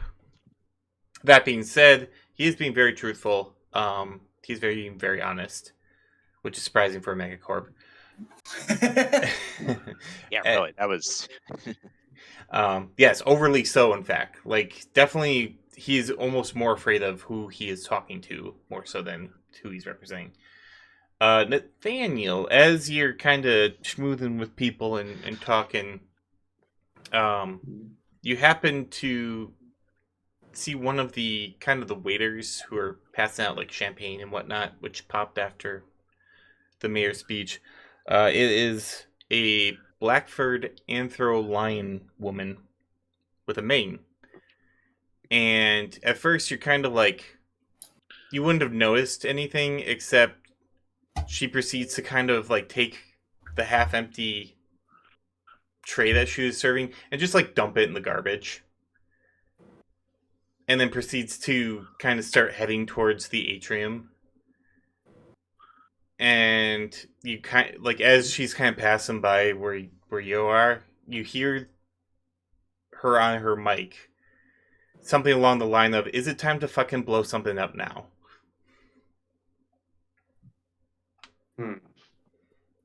All right. As she whispers it, but very loudly.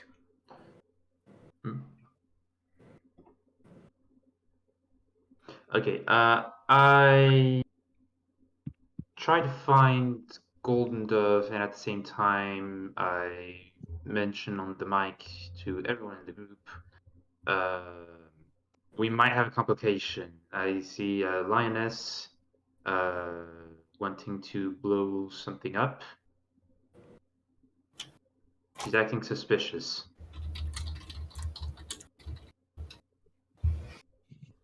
Or rather, you know what? I'll tail her from afar. All right. Okay. Yeah, Golden will ask where she is and then try and keep an eye on her from a distance. All right. It looks like she's kind of heading up towards the second floor area. And as you're watching her go towards one of the doors, it kind of like does a little shake that determines like this is a locked door, and then the kind of like pushes, and you can see the lock area of the door visibly break, and then she proceeds to go through it, and then close down the other side. Though it does not close properly because she just literally fucking manhandled and broke a door. Okay. We gonna follow her? Yes. Okay. I will. Golden. Okay, yeah, Golden's gonna go with, just to be safe. Good idea. So there's just not one person following her. All right. Did you so stealthily, or are you just kind of going up there? She kind of just went up there, but it doesn't appear that she caught anyone's attention crazily enough. You know what the thing is. Mm, Well, if we move quickly and with enough purpose, we might not attract attention rather than skulking around. So I say, go with the flow. Go like her. All right, both of you can roll charisma and con. Out of curiosity, were we told about you did tell us about the blowing shit up part, right? Yes, that was. Yes. Okay. Yes, I did. Okay. And can I add performance onto that? Yes, you can. I have absolutely no. Oh, shoot. Which is a damn miracle considering I rolled 4 dices. Only 4 for me. All right, the two of you kind of get your way up without too much problem. The door is open because it's broken, and since you walked up there purposefully, you're just in time to see the person that you're following kind of leap out the window on the other side. Okay, now this is definitely suspicious. And as you go up to the window, you can see that she's out there. There's a number of like power cords and like decorative lights. She's tight roping the power cord, just kind of walking like a normal day at the park. She is not needing to balance at all whatsoever, and is making her way towards the guest house. Hmm. And then we'll say we have a situation. The lioness is heading toward your location on the tightropes over the power cords. She Are does all not three of be us having inside any the building? trouble. Okay. Are all three of us inside the building? Yes, I believe all three of you are. All right. Of the sub-vocal mics to the other two who are inside the building, I go, do we want to make a distraction so we can get them out of here, or do we just want to let events go? I can provide a distraction. Do you want, since I'm in the pool area, like right next to them, I could potentially, like, actually, sorry, because we're in the pool area, are we able to see the incoming lioness, like through the, I'm assuming through like the pool area, like, are there any like skylights or anything where you could see that or no? Oh yeah, it's pretty much all windows, and you can definitely, if you look out the window, you can see a lioness just walking on a power line towards this area. Also, Okay, you can roll an intuition perception as well. And okay, hold on. Move, cat. Oop, Got the dice pool. kitty cat. And Tarathian, you also get a message off your comm links like, "Sir, I really need whatever you're doing. I need you to stop it. Your frequency's really messed up my phone call here." Um, 4 successes for perception. do I recognize the voice at all? Depends. Were you out in the park? Which park? Hold Central on. Park? With Salanthus? No. Okay, then no. Tetsuna, you see Bengal kind of poking his head out every once in a while to kind of like catch more of the conversation. When you do, you notice that there is a laser dot on his forehead. Wait, on whose forehead? Bengal's. Okay. Okay, so I'm no, I'm sorry. Sorry, Trathian. Are you going? Does he notice that, or is it just me? Just you. You have the angle to notice this. So Bengal and Trathian are still kind of in the hallway. They don't see it. Well, Bengal definitely doesn't see it, but go anyway, ahead. Tarathian. Go ahead, Salanthus. For me. So I'm gonna make a sort of an executive decision here. Tetsuna is going to break his invisibility.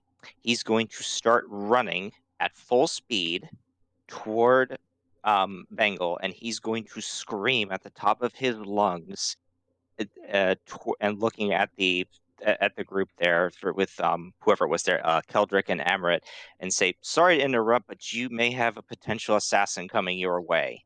and he's going to try at least, and then scream at Bengal, duck, and try and at least get him out of line of sight. All right.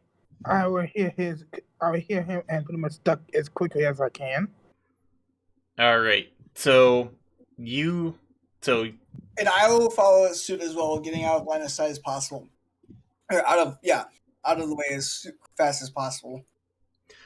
So what happens is, so Tetsuna, you do that, you break your invisibility, head over, and shout that to the three. You notice Kahal is actually kind of like smiling and leaning back, and you see that Emmer kind of takes. So Keldrick is visibly like shaking, like, "Whoa, what the hell?" Like someone popping out.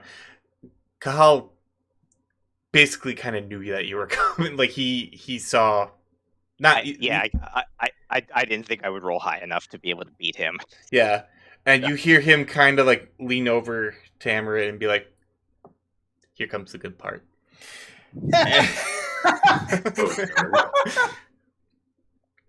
Bengal, you duck down and you see, basically the glass of the ceiling shatters as a bullet goes off, and Holy crap! Golden Dove and Nathaniel see the lioness break out into a run towards the area, and now we're going to initiatives. Oh joy! Okay. Shoot, what's initiative roll again? Yeah, I always forget. Plus... Okay. Oh, I hope I have enough room for everyone. It's agility and reaction, right? Correct. No, it's reaction and intuition. Yeah, you'd Reaction, think it's intuition. agility. You'd think that because it's like Steve, and it's intuition, reaction. Yep, and it's your dice pools plus 1d6. 7. 13. So 10. I got 9. Okay. 4. 9. Hold on. Tarathan, you got a 10? 13. Oh, 13, sorry. Who got the 10? Nathaniel, was that you? I rolled 10 die, but I only have 4. No. No. It's you roll 1d6 and then you add your intuition and reaction. Okay. Yeah. Yes, so it's into so your base is whatever your intuition plus your reaction is, plus we roll amount of d6 dice. If you have any enhancements that give you extra initiative dice, you can add that onto it. If you don't, it's just 1d6 dice. What die? Excuse me. Alright, then only 1. Yeah. Which is 4, so that makes 13. Alright. Also, Sarah, I think you're missing a initiative order for me. Yep, I got you in there. It's just it hasn't Cool. updated yet. Okay. And what'd you get, Golden Dove? 7. 7, okay. I got 30. 30. All right. Yeah, I have 5 initiative dice because of my adept powers. Oh, nice. So so I took improved reflexes. So yeah, that's why Tetsuna is like. That's when I just imagine him running at like full speed when he saw that and did something that he could do. To blow stuff up. Oh, jeez.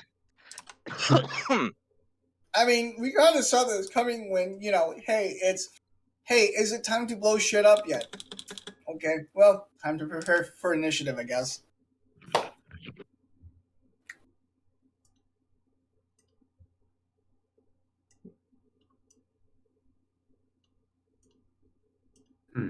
All right.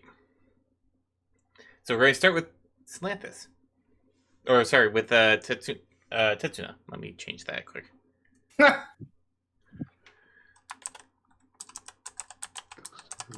Heavy.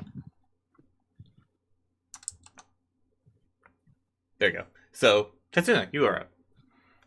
So, sorry, I had to step away from a minute here. Who do we have here? He's looking like okay. Ghost, Overwatch, Heavy. So it's like with 3 targets. It looks like 3 targets. Yeah. Okay. Am I able to see all 3 of those targets? You are able, at this current juncture, able to see one, which is the lioness who is barreling towards the area and will probably be there on this turn. I'm guessing that's heavy. Okay. Oh, I calculated that wrong. So he's going to actually. Let me see, what do I have available here? Okay. Boy. He's going to go ahead and I know I have technically I have 2 attacks, but I'll just use one. He's just going to sort of test the waters, as it were. He's going to fire a mana bolt at the heavy. Okay. Okay, hold on. What's magic combat? I think it's sorcery. Should be sorcery and magic. Let the celestial fire strike you down. Sorcery. Yep, sorcery and magic. Okay, so that's 11. Nice.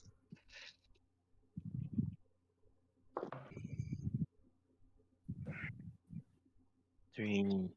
Okay. 1, 2, 3. Okay, 4 successes on that. Okay, and Mana that bolt, is... I think, is a mana. It's just a mana-based spell, or yeah, it's a magic-based spell. I think. Yeah, it's a combat spell, so I believe it's willpower and... what was the other Jeez, thing? Mana bolt, which is direct combat. Okay, combat spells. It is magic plus tradition. Oh no, that's to willpower and intuition. Oh, willpower and intuition. Okay, so low on one, high on the other.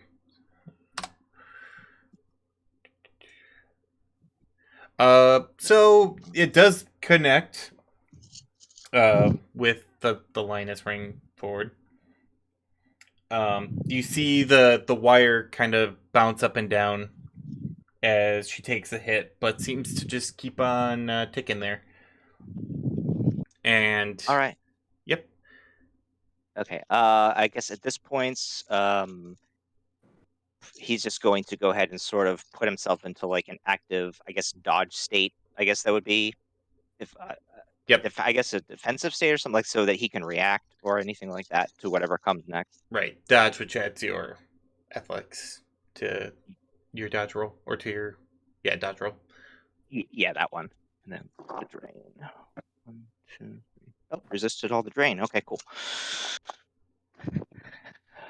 And that's it for my turn. Okay, then it's on to the lioness, who pretty much anyone can hear her as she's running. Goes, Overwatch, Mage in the pool. You know what to do. And then proceeds to roll for her. Oop, that's not the right dice pool. There we go. Alright, so it's gonna take all her movement though. She basically kind of jumps forward, bounces on the power line that she was using, and launches herself into the air and lands in front of Tetsuna. Through the glass ceiling, which was partially broken. She broke it the rest of the way. And that is pretty much her turn, however. But she kind of gives a look to Tetsuna's like, you hit me. I don't like that. Tetsuna just sort of looks at her with that sort of grin that he has again, as he's playing up the whole, Anubis god roll thing. And he just sort of looks at her and is like, not used to getting hit, are you? He's like, that's usually never the problem. And then, for one of her actions, you see her make 2 or 3 hand gestures up in the air. It's not magic. You can definitely tell that. Does anyone have knowledge of combat tactics or anything of that nature? I think I did. Army tactics or combat tactics or anything like that. I got combat tactics. Okay, you can roll a intuition and logic and add your combat tactics to that. Okay. Intuition and logic.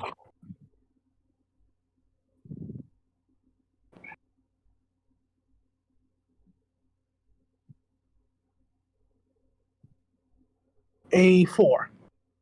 4. She is giving basically coordinates to a sniper from where she is standing. Okay, I'm gonna tell him, Tetsuna, like just get out. He pretty much a wise. See, otherwise pretty much finding the sniper to pretty much tell the sniper to change his target. And then is Overwatch's turn. Tetsuna, put that dodge to work. Okay, so it's what is it? It's intuition, reaction for dodge, and then add athletics. And then add athletics, yep. Full athletics, or is it just partial? Actually, that's a good question. I forget. That is a good question. I think it's full athletics, but let me just double check. Dodge. Not where I thought it'd be, so I'm just gonna look in the glossary.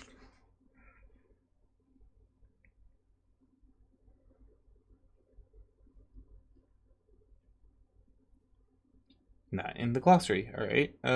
Combat.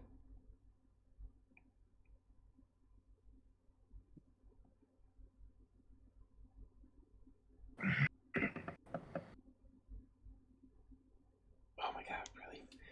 Oh man, I love Shadowrun to death, but their glossary listings are fucking atrocious. I've noticed that too. They That are. seems to be a common running theme in their guides. Yeah, it's always the worst. All right, so here we go. I think.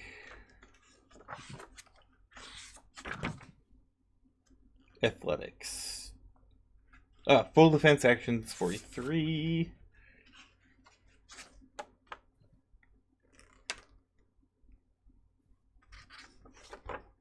Take cover. I don't think it's a major action. I think it's a minor action. Oh, full defense. Full defense. A character can add their willpower to all defense tests until next combat round. So it's willpower then. Yep. Okay, and is it still okay? That's gonna be a lot of dice. Okay. That is a major action. Oh, I see. There's a minor action called block. Oh, adds your close combat skill to a single defense test, but only in melee. That's why it's a minor action. Yeah. Tetsuna's got enough that he could technically do 2 major actions in 1 turn. So yeah, that's why I did the other one there instead of doing another spell or something. Gotcha. Oh, I did find dodge. That's a minor action. Character can add their athletics skill to a single defense test. So full defense, willpower to all things. Dodge, 1 attack. You get dodge 2. Okay, so he would have went full defense in that regard then. Okay. Okay, so willpower. So that's here. Wait. Okay, I'm going to roll dice and then roll a couple again. Okay. I don't have enough d6s. All right. Reaction, intuition, 10. Okay, I'll roll the 12 10 plus first. 3 plus 1. No. Let's go reroll. Okay. 3, and then 5 more. Jeez. Okay, yeah, 6 successes on that. All right, the bullet misses. Goes just a hair wide. And you see the lion is kind of laughing at it, like, ha, you missed. Which you can tell she's talking to someone else. And then next is Tarathian Nathaniel. Who has the higher agility? Or reaction, rather. Who has the higher reaction? Let's see.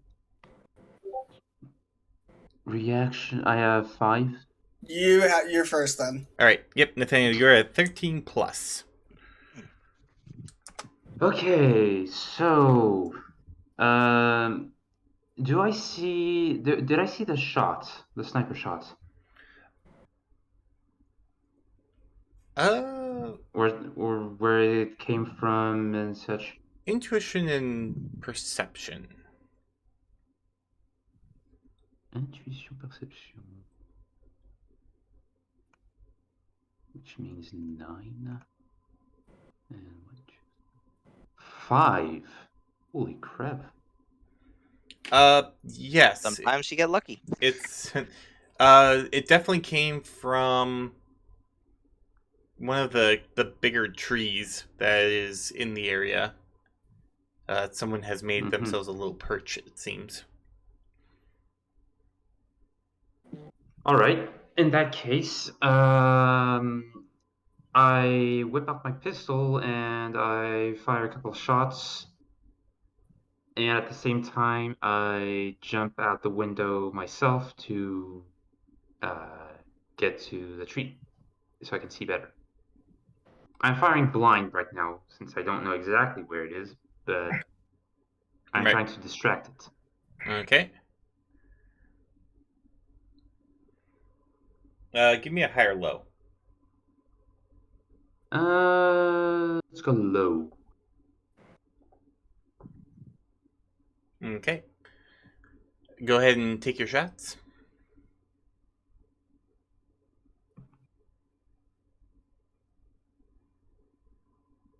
Take my shots. Check your what kind of first off, what kind of pistol are you using? I am using the Ares Predator 6. Okay. There's Predator. It's a heavy pistol. I got it. So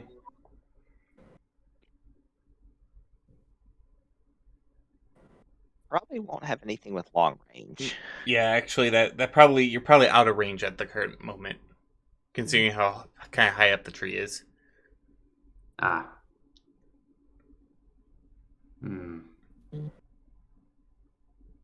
You could still try and get closer if you wanted, but yeah, you just wouldn't be able to take a shot. Yeah, if you want to like double move or basically kind of dash over there, you can get into position. I can't dash and shoot. I The think problem is that your sorry, sir. I was gonna say the problem is that your attack rating on your pistol has a line through it, which means you have like no range whatsoever to hit with that gun. he's asking can like move and then shoot. Oh, I'm sorry. I'm the Only I'm the 10 point move actions allowed per turn. Interesting. I'm the point of me shooting at the tree isn't so much to hit the guy, but rather distract him. Okay. All right, I see what you're saying. So you move forward, Oh, and I'm just gonna say you shoot at the tree. There's no need to roll because you're not gonna hit. But trying to cause a distraction in that regard. Mhm. All right, and then Tarathian. Do I see the tree from where I am? No, No? not in the hallway. You have to go Okay. outside.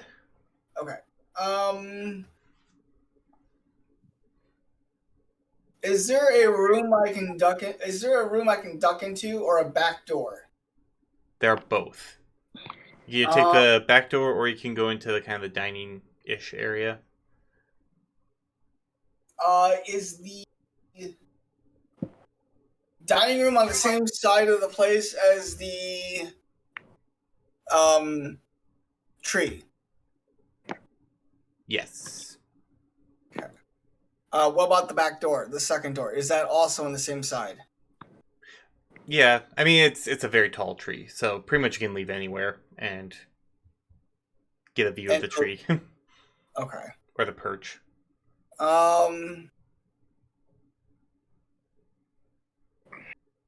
Then I'm gonna go ahead and just pull out my weapon and do a full defense.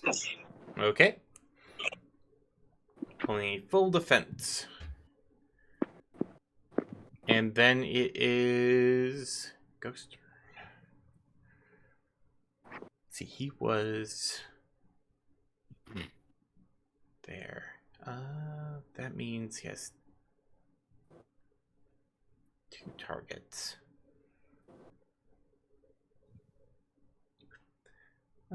High will go with one, or low will go with the other one.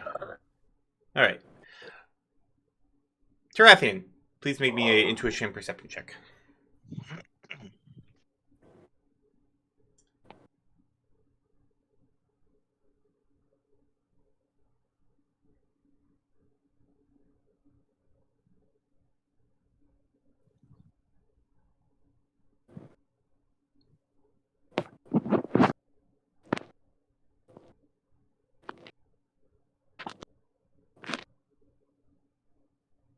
Oh, Tarathian is Sorry, I had to go take care of something. What was the thing? intuition perception check.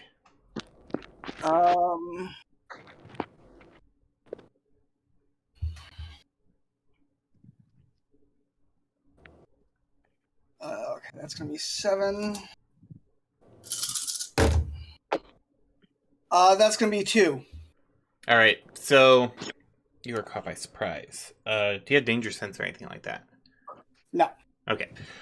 You kind of like go out to try and find the sniper, and as you're like looking, you're very distracted by what? No, I didn't move.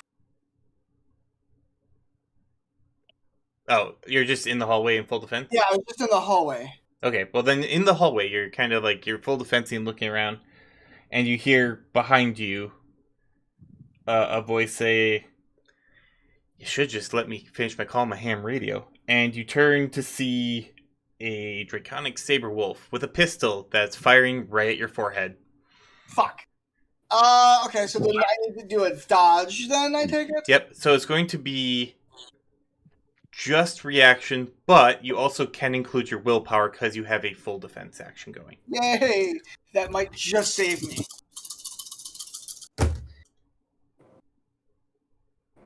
4? Oh, what's your attack rating? Or your defensive value? Keep the 4. We'll keep the 4.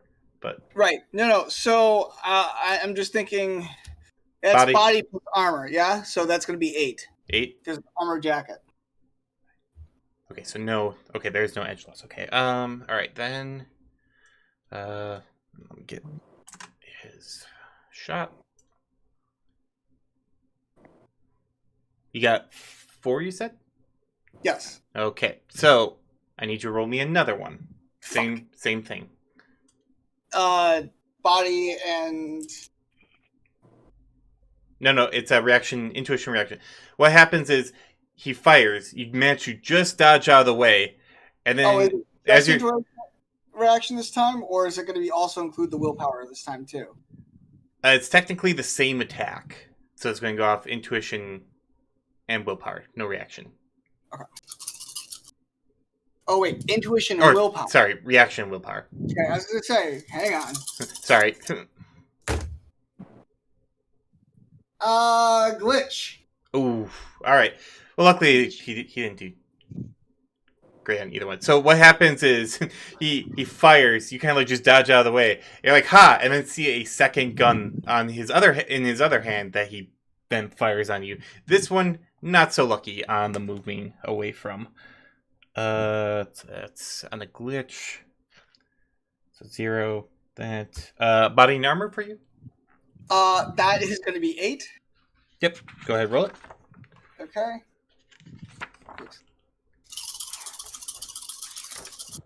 And how much damage are we looking at? You'll see.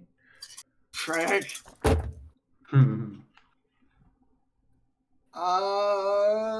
6. Not bad. I'm just looking at what type of ammo does quick. I'm assuming it's at least a couple physical damage. It's actually with the 6. It's actually not too bad. Yeah.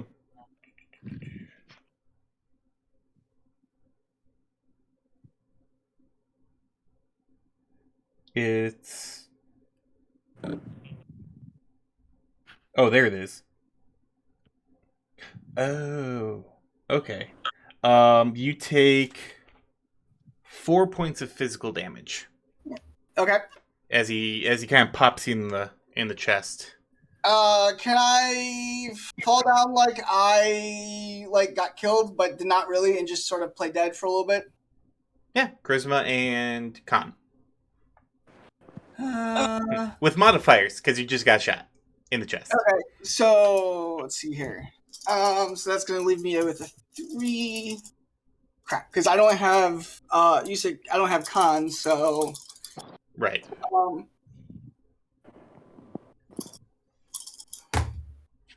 2.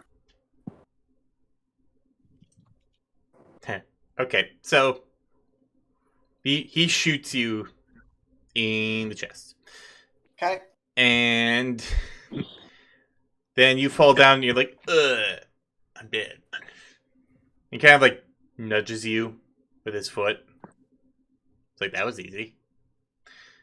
And then that is his turn because that takes up all of everything. His double shot. So that goes to Bengal. All right. There is a line in front of you threatening Tetsuna, and you just heard a shot and see a draconic saber wolf and your rigger fall down, apparently dead. You killed him. Hmm. I charged at him and tried to attack him. He's like, oh.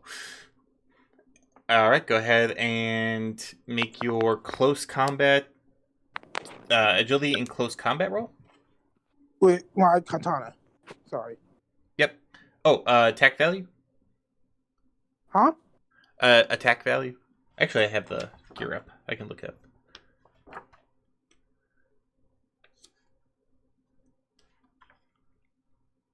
Katana has 10. Okay, so there's no edge exchange. All right, go ahead. And he'll roll his dodge. So what do I need to roll? Agility and close combat. Agility and close combat. Give me a second. No problem.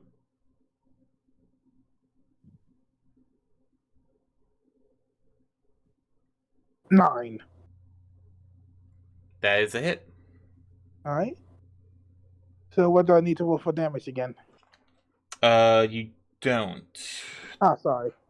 Nope, that's fine. I'm going back to the katana to see what the damage is. And plus 1/3 your strength. That would be 4.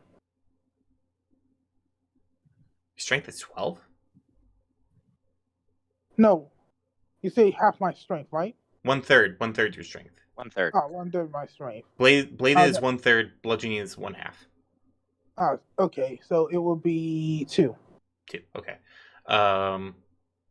Then that plus the difference plus the katana. You see, he does have some sort of body armor on plus the body. Okay. So he does seem to take a pretty significant amount of damage as you slash him in the chest. And that kind of surprises him. You really should have done that. And then Golden Dove. So, okay.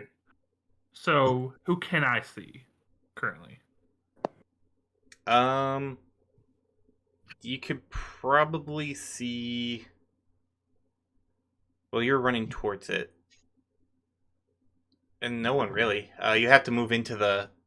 Unfortunately, with all the windows being one way, you're gonna have to move into the house in order to. Okay, yeah, Golden Dove's gonna move and try and be stealthy for now. Okay. Go ahead, roll your stealth.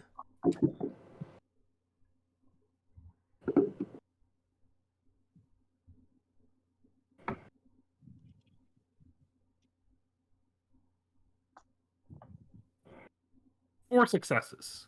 Okay.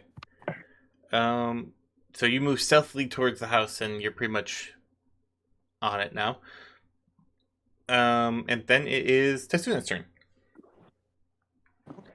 So, before he makes any other combat decisions while squaring off against the giant heavy lioness, he would look at her, and I'm assuming he's seen the other draconic saber wolf character there. Yes, I'll say so. Kind of appeared out of nowhere, but he's definitely there. Okay. But you can tell So he has a chameleon suit on, so you know where that came from. Okay, gotcha. So he was stealthing around there. So before he makes any other does anything major, he would look to the kitty and over to the partially damaged saber wolf, be like, "So, are you here for the Atlanteans, or are you here for the Satyr group person?" The lion speaks up, says, "Oh, we're just here to spy on them. Well, we were. Not so much anymore." I'm sorry, I didn't pick up what you said there. Oh, the lioness actually says, like, well, we were here just to kind of see what Sayer Group was up to, and then take all their stuff. But I don't know if that's going to happen anymore. Oh, interesting. Well, that was actually what we were here to do as well. We're just here to pick up reconnaissance, and we weren't here to do anything else. So, um, it seems to be that we have common goals aligned here. I think we might have gotten off on the wrong foot, but if all you're looking for is their stuff, I mean, we're not really looking for anything in particular either. Again, we just sort of needed to know what was going on the down between them and the Atlanteans over there. Um, if you want to continue, we could certainly back off and let you do your thing. Well, that would be awfully nice of you. And then kind of like turns back. It's like, hey, Ghost, what it? And then sees that he is injured. And then you kind of see like her entire demeanor change. And her hands kind of ball up into a fist, and you can hear her knuckles cracking as her gaze then goes over to the one who caused it. So that was your free action to kind of talk to her about that, but she doesn't actually react until after you. So is there anything else you'd like to do? So in that regard, oh no, when you said to the person who injured, was that Nathaniel or was that somebody else? That's Bengal. That was who? Sorry, Bengal. That's Bengal. Oh, okay. Okay. I'm sorry. Yeah, for some reason I thought Ghost was a sniper. Duh. Whoops. Nope. Never mind. This is Overwatch. Overwatch okay. is a sniper. Yeah. Sorry. You gotta had a. Bleh. Okay. So Tetsu would kind of look over there and be like, "Well, I think this seems to be my problem right now, but guess that's sort of out the window. As far as for, I guess what? Okay, actually, just thinking here. He'd probably then go and. Oh no, he doesn't have any healing spells. Okay, never mind. Yeah, I guess at this point he's probably just going to go back into a full defense. Excuse me. I'm sorry. Wow, I'm stumbling all over my words all of a sudden. Okay. He's going to go ahead and see if he can run over to where Tarathian is and try and at least pull him away. And then try and see if he can do it because he does at least have a small med kit on him. He's going to try and see if he can start patching him up and then, yeah, try and just get him away from Ghost, as it were. Okay. So you do that. You get over there, kind of slide by the action happening. The lioness pays you no heed, and you manage to kind of like drag Tarathian over to a little safer area, probably in the actual dining room area or kitchen. Yeah, what's the thing for med kits? The med kits rating plus logic. Okay. So see if I can is patch him up. the So am I out? So like, would I be out of sight now from the three? Yeah, I would say that Tetsuna probably dragged you around like the little archway corner. Okay. I'm gonna go ahead and before he sticks the Oh, okay. med pin in. I'm gonna basically open an eye and then like basically shoot up and grab like around like his shirt and just yank him down. And apologize for playing dead, but needed to make sure that you know one of us survived, long enough to not, to be able to get out and report back if the worst should happen. Okay, rolled 3 on the med kit, so you healed 3 damage there. And as Tetsuna's sort of patching you up, he's gonna be like, "I don't think you're the one you have to worry about. The look of bloodlust or something in the eyes of that giant lioness. I don't think she cares about us right now. Best keep out of the way. I've seen this type of thing before." Trathian looks at him, looks him dead in the eyes, sees how serious he is, and just nods and says, "You got it." That was my plan regardless, but you got it. Yeah, so yeah, you heal 3 damage, and that'll be the end of my turn. Okay. Then is the heavy's turn. And she looks directly at Bengal and kind of is like, "Hey, you." Me? You turn to like look at her, and her eyes are glowing red. She like kind of like cracks her neck. It's like, ever got your ass kicked by a girl before? No, but I'll tell you right now, I'm not gonna get my ass kicked today by a girl today. She kind of laughs at that as she starts charging. It's like there's a first time for everything, and proceeds to try and punch you in the face. Sweet suggestion is sealed. All So right. go ahead and roll your dodge. All right. What do I need to roll? Intuition reaction. Intuition and reaction. Finally rolls well. A 6. 6. All right. Then I need you to roll a body and armor minus Body and armor. 3. Why minus 3? She has armor piercing fists. Okay.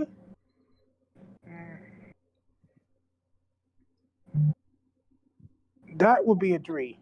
3. Okay, so the 1 plus this.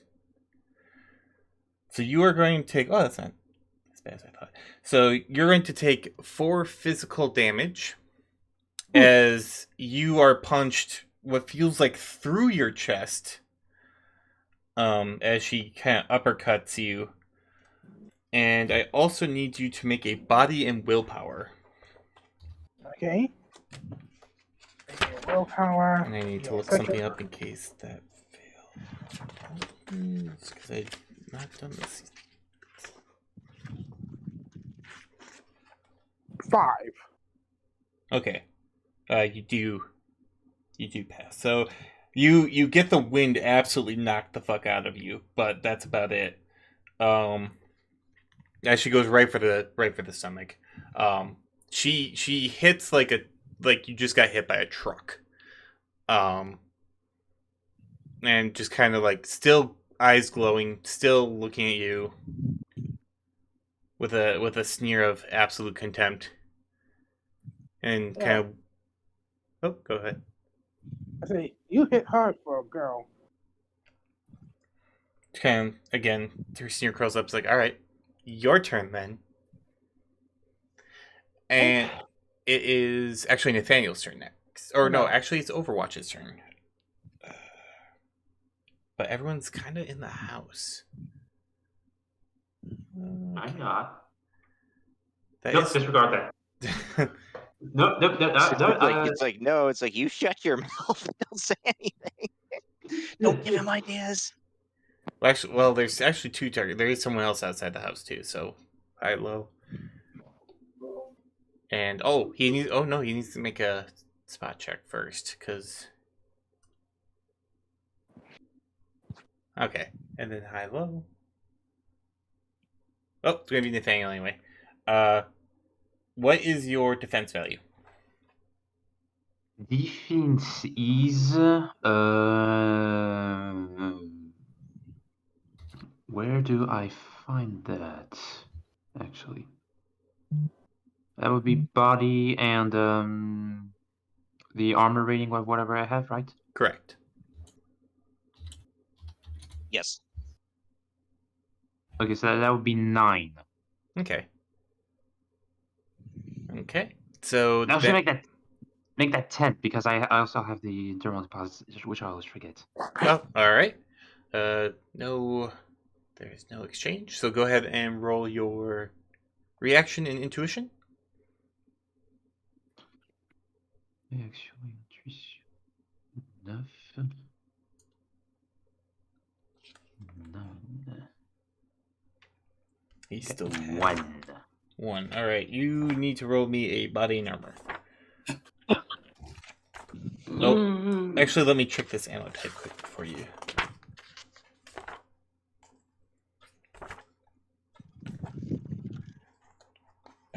It's not a rocket. Where in the hell? Rocket? No, it's not. But it keeps like flipping back to rockets. I'm like, I don't need that. I'm not that mean. Okay. You get a +1 to your body and armor. So take your body and armor and then add 1. That make 11 then. All right. 2.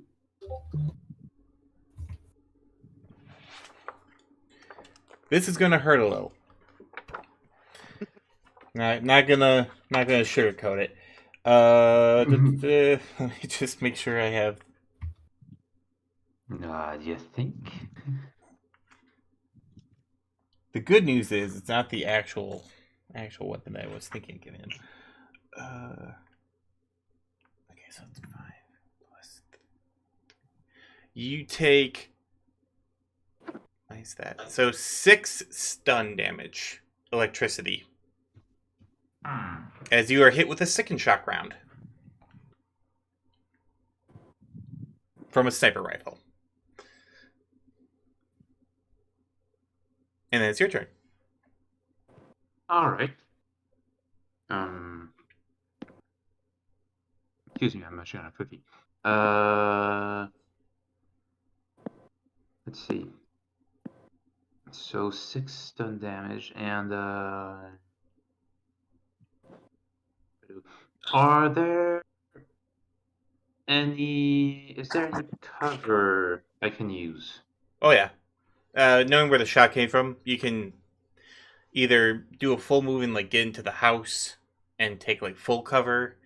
You can take partial cover so you can shoot back in like one of the bushes or park benches or anything that's out and about.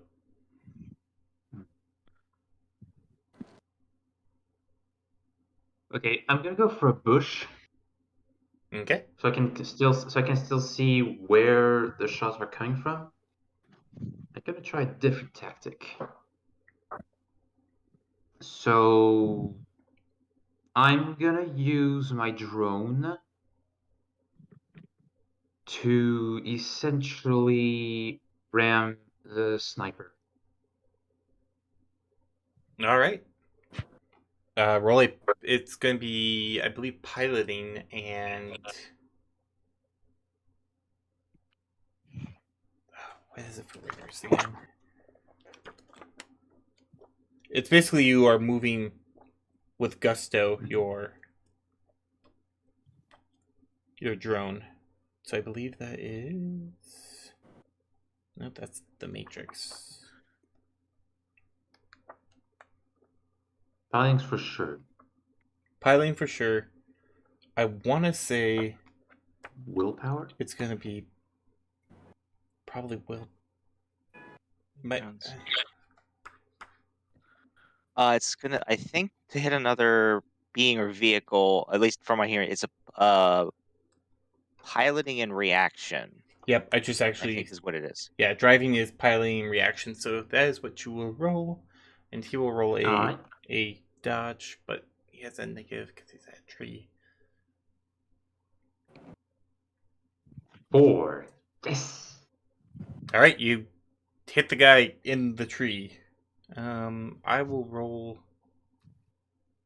Might I add also that drone is the Dalmatian rotor drone. So it's not, the little AR parrot thing. No, it's a big thing. So it's got some heft to it. Yes. Alright, I'm going to roll an agility. And athletics, which is... plus that... Alright, so you do knock him off the perch with the drone. Yes. He does keep a hold of his sniper rifle, mainly because of the strap. But he is dangling from the tree, one of the tree branch he managed to hold on to. It is a draconic wolf creature. And from the shouting that you hear, he is very British. Next, it is... Yep, I knew it. I knew it. You knew it. You called it. Traffing, you're up. I'm gonna stay behind cover. I'm not dumb enough to go out, and I'm just going to take stock of everything and just stay out of the way and hope I don't get hit as collateral. Okay. Basically doing one giant nope out of that particular conflict battle. Ghost is gonna pull out a med kit and back away and look at Bengals like, oh, there's no talking to her now. And proceeds to try to heal himself of the not insignificant damage he took.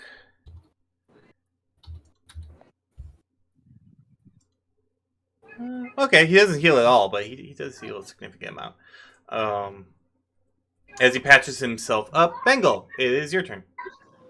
Alright, I'm gonna attack her. Okay. No, I'm not gonna use my katana. I'm gonna use my katana because he's using her armor fist. Death fist. Yeah. Fair enough. Alright. I would say, if otherwise, right now, face me in a real fist fight. If you're woman enough. Face me, you coward! If you don't, I'm pretty much gonna attack you with my sword. What do you say? Kind of laughs at that. It's like, whatever makes you feel better, honey. So you're gonna pretty much do it first, and then we start. Oh, dear. I don't think I can go any lower than what I'm doing right now. You're just gonna have to keep up. Alright then. Alright. I'm gonna give her. Then I'm gonna say, well then, I'm gonna just show you how well we can go. I'm gonna attack her. Okay. What do I need to roll? You need to roll a agility in close combat. Okay. Oh, not bad. Agility and close combat.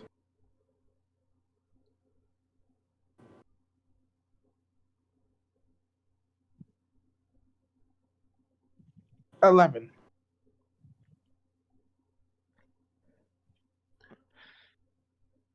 Got 11 successes? Yes. What is your agility in close combat? Close combat 7 and agility is 6. Oh, so you just pretty much, yeah, maxed out. Yeah. All right. You do hit. Okay. I'm gonna give her a swift punch in the face. Wait, using the sword or are you punching her in the face? Sword. Okay. Then the damage of the sword. Minus.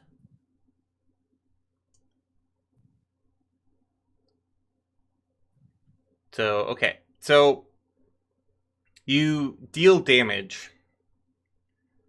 You expect her to bleed from that. But she doesn't. You definitely do some damage, but it appears that whatever her thing is, like, whatever she is, like, got for her body, even though it looks like a normal body, your sword slices in quite significantly. But it's like to kind of convert, like basically she's converting the damage from physical to stun. And she kind of looks at it like, that's cute. And then Golden Dove. Okay, Golden is gonna ask. Okay, all right, gonna ask over the mic. Okay, what is going on in there? Tetsuna would reply back since he's probably been looking. He's like, apparently there was another team. I have no clue who these others are, but apparently they were sort of after the same thing we were, and right now they're in a little bit of a conflict. But yeah, that's pretty much it. Most of it's been de-escalated except for a fisticuffs sword fight against Bengal and the giant lioness.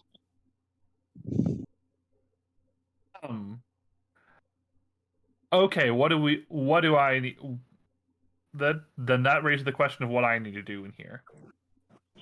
Should I come in and try and help heal, or? That'd be up to you, or if you want to check and see how the Atlanteans and the Satyr Group person are doing. Otherwise, I would probably stay out of the way of the big brawl going on. Noted. Okay, then Golden's gonna try heading for the. Yeah, try heading for the Atlanteans and Satyr Group fellows. All right, you head over Sneak over to them if possible. Still. All right, you're heading over to them, and you're actually seeing that they are, or the Satyr Group person is leaving through one of the broken windows. The Atlanteans are nowhere to be found. Okay. Can I get to the Satyr Group person? Sure, I'd say you're close enough. They're also keeping a low profile. Okay. Okay, then. Okay, Golden Dove is just going to. Golden Dove's gonna say something like, try and say something like, Lone Star is here to heal, and then use healing magic. Oh, she's not, or he's not injured. Oh, he's. Oh wait, I thought you said bleeding. No, he's fine. Oh, okay, never mind then. Like, it's like, okay, then given that, it's like, he's leaving. I think that's what the. Okay, leading. He's leaving. Yeah, he's leaving. He's like trying to get away out of the broken window. Quite quickly. Okay, Golden's gonna keep watch and see if actually Golden's gonna try and help. All right, you head over and try and help. Just gonna roll quickly for them. They're like, "Oh, thank God you're here." I don't know what's going on, but we gotta get out of here right now. We gotta go. Lone Star is happy to help, sir. Great. Do you have a vehicle? We only have like a minute. I did not bring a vehicle. I came with another patron. Well, then run, like protect me. Get me out of here. Will do. And then he proceeds. And then Golden's actually gonna note over the mic that we might have a little problem, like to Gruber. Oh, to the film guy? To the film guy, yes, because isn't that what the... Actually, nah, I don't know. let's just go with that. Let's just continue. Okay. Oh no, bring the film No, guy yeah, in. if you want to bring in, Yeah, no, That let's is- bring in the film guy. I want to bring in the film guy to talk about because he has the vehicle, if anything. he does have a vehicle. I Yes. have one. All right, you call Gruber, like, ow, something going on outside. Sounds like gunfire. Everyone's very spooked. Yeah, it turns out we've got a sniper. Someone else was going to. Sounds like someone else was gonna come here and do a little spying themselves, and it's turned into a little bit of a fist fight. Slash sniper dodging. Ah, well, if you're coming back, I probably wouldn't go back to the house. They're very on alert here. All right, we'll make our way back. Okay, and then back to the top with Tetsuna. So after he it seems that Tarathian's okay and stable for the time being. He's gonna go over to Ghost and kind of look at him and seeing he's patched himself up, and he's like, "So, if you don't mind me asking, well, two questions. One, no way of stopping the She-Hulk over there. It sounds like. Ah, she'll come out eventually. Huh. And it seems like that we sort of ran into each other here. We might have actually been after the same thing. It sounds like that you were, from what the big cat there said, you were trying to interrupt or do something with Seder Group. Yeah. Well, you know how it is. Trying to get information for interested parties. By your interested party wouldn't happen to be one of the major studios that are doing all the Shadowrun sponsorships. Oh no, we thought about doing Race for a Billion, but really didn't interest us. Interesting. Okay. Should we just kind of stay out of the way, or is there anything that I could potentially do as a mage to try and calm the raging Hulk down a bit, or what? She'll be. I think we're getting close. Now that I'm out of harm's way, you know, if your guy can survive a few more punches, I think it'd be fine. Okay. And no chance of me trying to actually got an idea. Can I try and cast control? Can I try and cast control thoughts on her, on the lioness? Excuse me. Um, Instead of trying to control her actions, try and implant the like an idea or a voice or something to just say, "Hey, your partner is patched up now. Everything's fine. You can sort of stop." You can certainly try. Unfortunately, your friend there kind of took a whack at her, and that only made her angrier. So, yeah, that's. I mean, you could try, but I mean, it's gonna not be easy. All right. That, Well, ladies and gentlemen, is why well, you never hit a lady. yeah, especially one that big. All right. Well, I guess then I shall try and give it the, as they say, the good old college try. And if not, it looks like we actually have. I think one of our teammates actually is going after the Seder Group person. So, uh, anything else we might want to do with that person? Not that I can think of. And go ahead, give it a shot. She's fixated on him right now, so unless you actually Okay. attack her, she's not really going to care. I wouldn't attack her. That would be a mistake. Yeah, I think I'll go with that then, and I'll try and see if I can do that. And so yeah, I'll try and give that a try there with control thoughts. Okay. Let's see, it's gonna be 11. Give it the good old try. See what happens. Alright, maybe. 4 successes on that one. All right. All right. Well, it's her. So it's on her now. You try and plant the thought to calm down. Yeah, and let her know that, hey, her partner's been patched up and you can stop now. He's fine. So that does actually snap her out of the rage.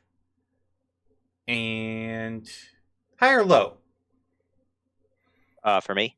Yeah. High.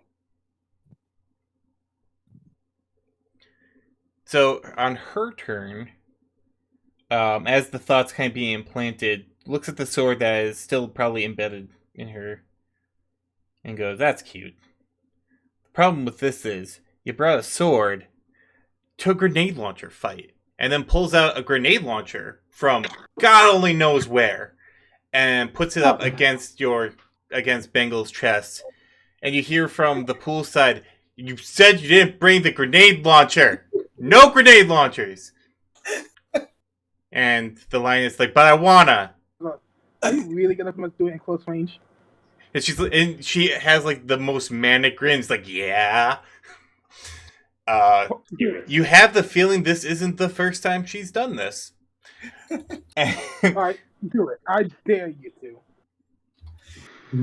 Soon is just going to be shaking his head and be like, and look at Ghost, be like, well, I tried. The Ghost like, so did I.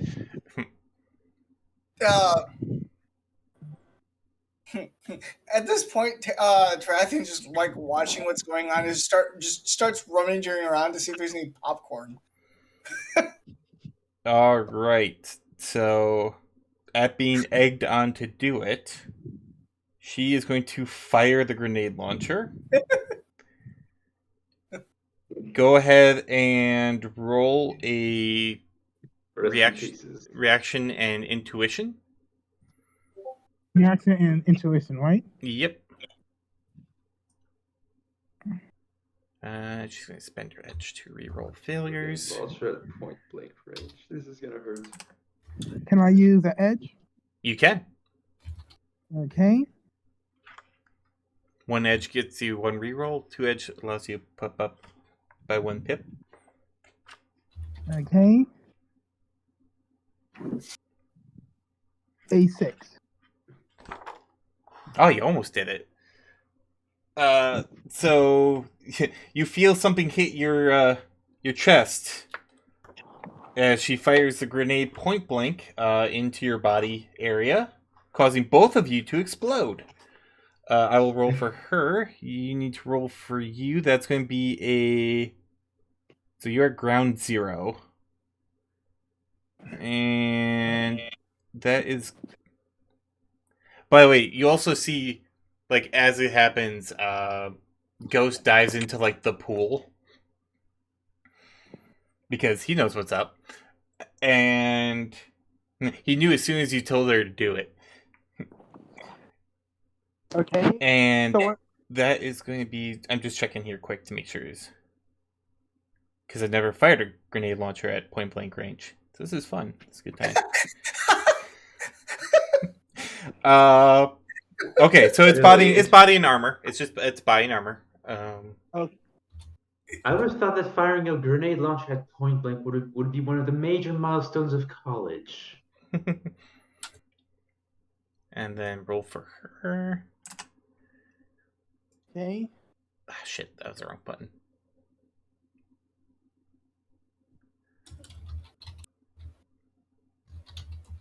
A5. 5. Okay, so you take 11 physical damage.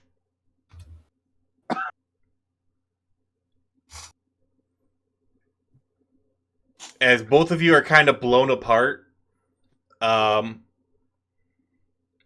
Last race is 15 meters. But it's in the hallway, so we're going to say no one else gets affected. Yeah, so you take 11 physical. You get blown out the back door, she goes out the front. and everyone who's inside the guest area sees the walls kind of cave in a bit from the hallway as the explosion rocks through the entire guest house. No one else is in direct range, and that was her. You see, the Nathaniel and Golden, who are outside, see that for Overwatch's action, he kind of puts his hand down, and it looks like he's kind of sliding on the air. If any of you have magic knowledge, you can know what he's doing. I do. I do not. Yeah, actually, you're in the destroyed skylight area, so you can see this happening too. So, Tatsuna, you can make a roll. And I believe Golden Dove, you have arcane knowledge too. Golden? Oh, he is muted. Oh yes, so I am. Yeah, I could hear. I could do it too. Okay, yep. Go ahead. Both of you can make a roll then. What's for that one? Is that with? Oh wait, no, that's for astral combat. No, okay, so it's just what is it? Just magic, I guess then, or sorcery? Logic and sorcery. Logic and sorcery. Yep, for identification. Okay. Logic, sorcery. Okay. This will be interesting. 1. Did I just hear chicken sorcery?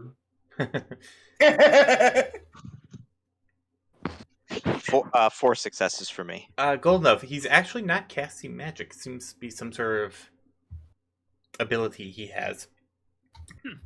Tatsuna, you can tell it's kind of like the barrier spell, except he's not casting it magically. This may be kind of the only ability he has, or maybe it's a special psychic ability or something like that. But he is like using his barriers to slide himself down to the ground, and that's his whole thing. He's not going to be able to do anything else. Nathaniel, so That's now amazing. Overwatch is on the ground. Kind of boop, Right. kind of lands on his feet. All right. And immediately I point my gun to his face, saying, "Don't even think about it." He's like, how rude. Excuse you. You shot first. Well, that shouldn't make any difference. I kind of wish Vera was here. He just... Yeah, I was going to say this.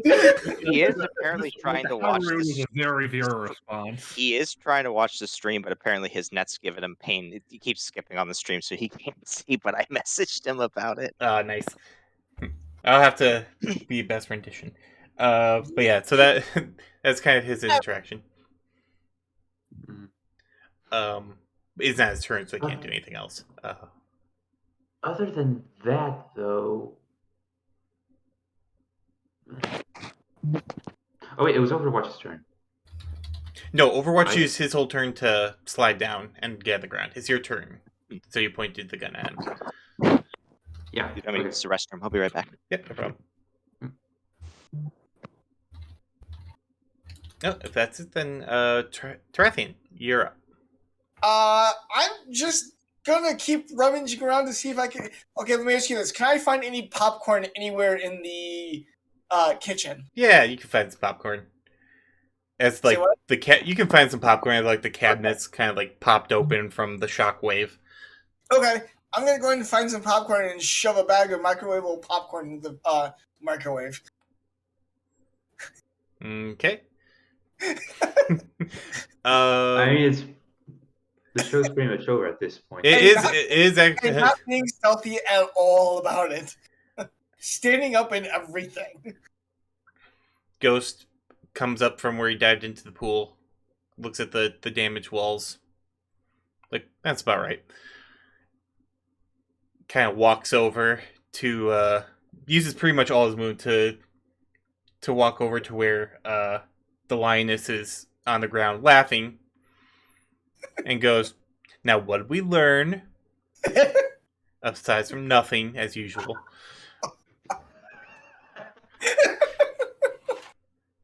And then Bengal, you are up. The lioness is prone and Ghost is kind of over her. I get up in very serious pain and say, "Is that all you got?" Ghost looks over. He's like, "Please don't. Please don't. I don't. This is going to keep going." And she's just going to do it again. She has learned nothing. I won't stop her, but yeah, I would not intimidate. Okay, I'm back. Sorry about that. That's Ghost kind of free warning to you. What happened? Bengal is still egging the lioness on. Golden Dove, or sorry, Bengal. Are you doing anything else? You're standing up. That's pretty much your movement. So is there? For now, I just have what I gotta say. But she does pretty much pick up a punch. I can say that. All right. And trying to otherwise recover from the chest burn I got. Golden, you're up. Okay, Golden is going to continue to lead the Satyr Crook and the Atlanteans over back to the house. All right. You lead them back. Make an intuition perception check.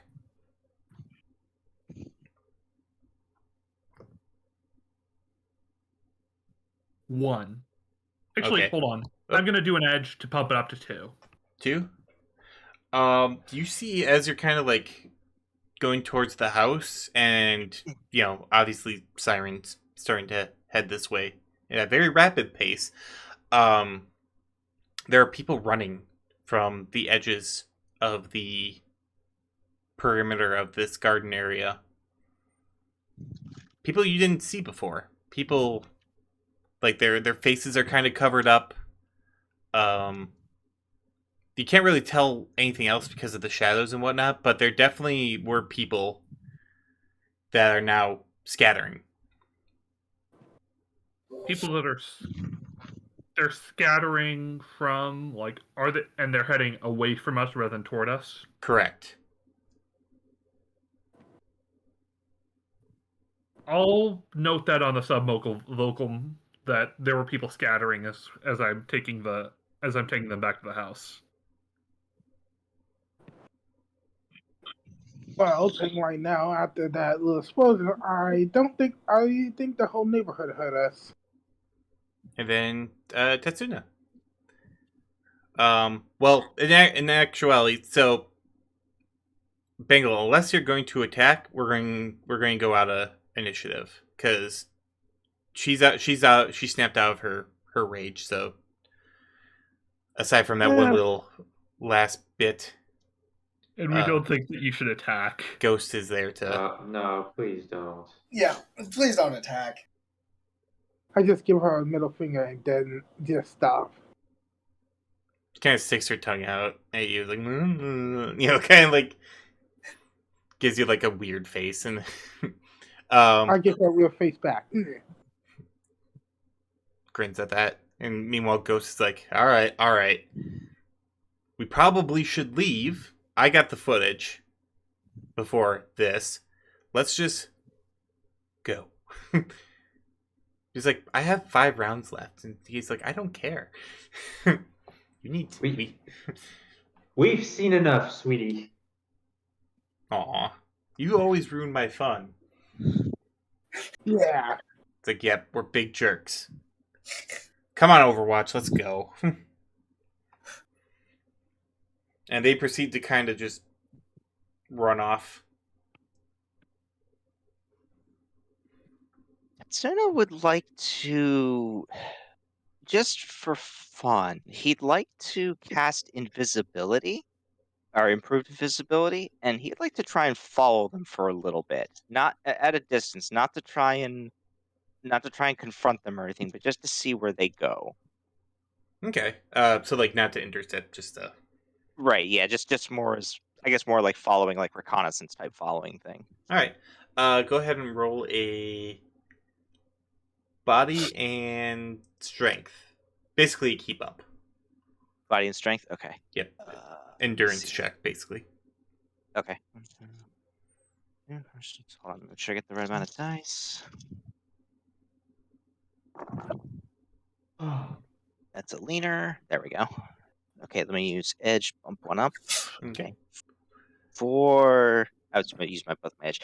4 successes. All right.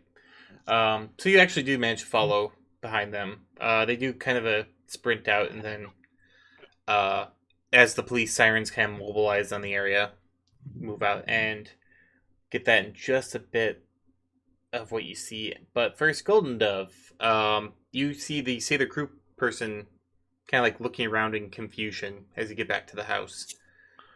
2 drain. Okay.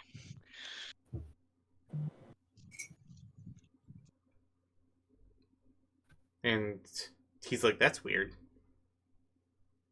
What's weird?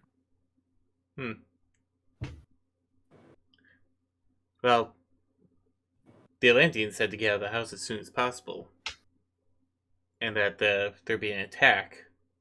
But I thought that would happen by now.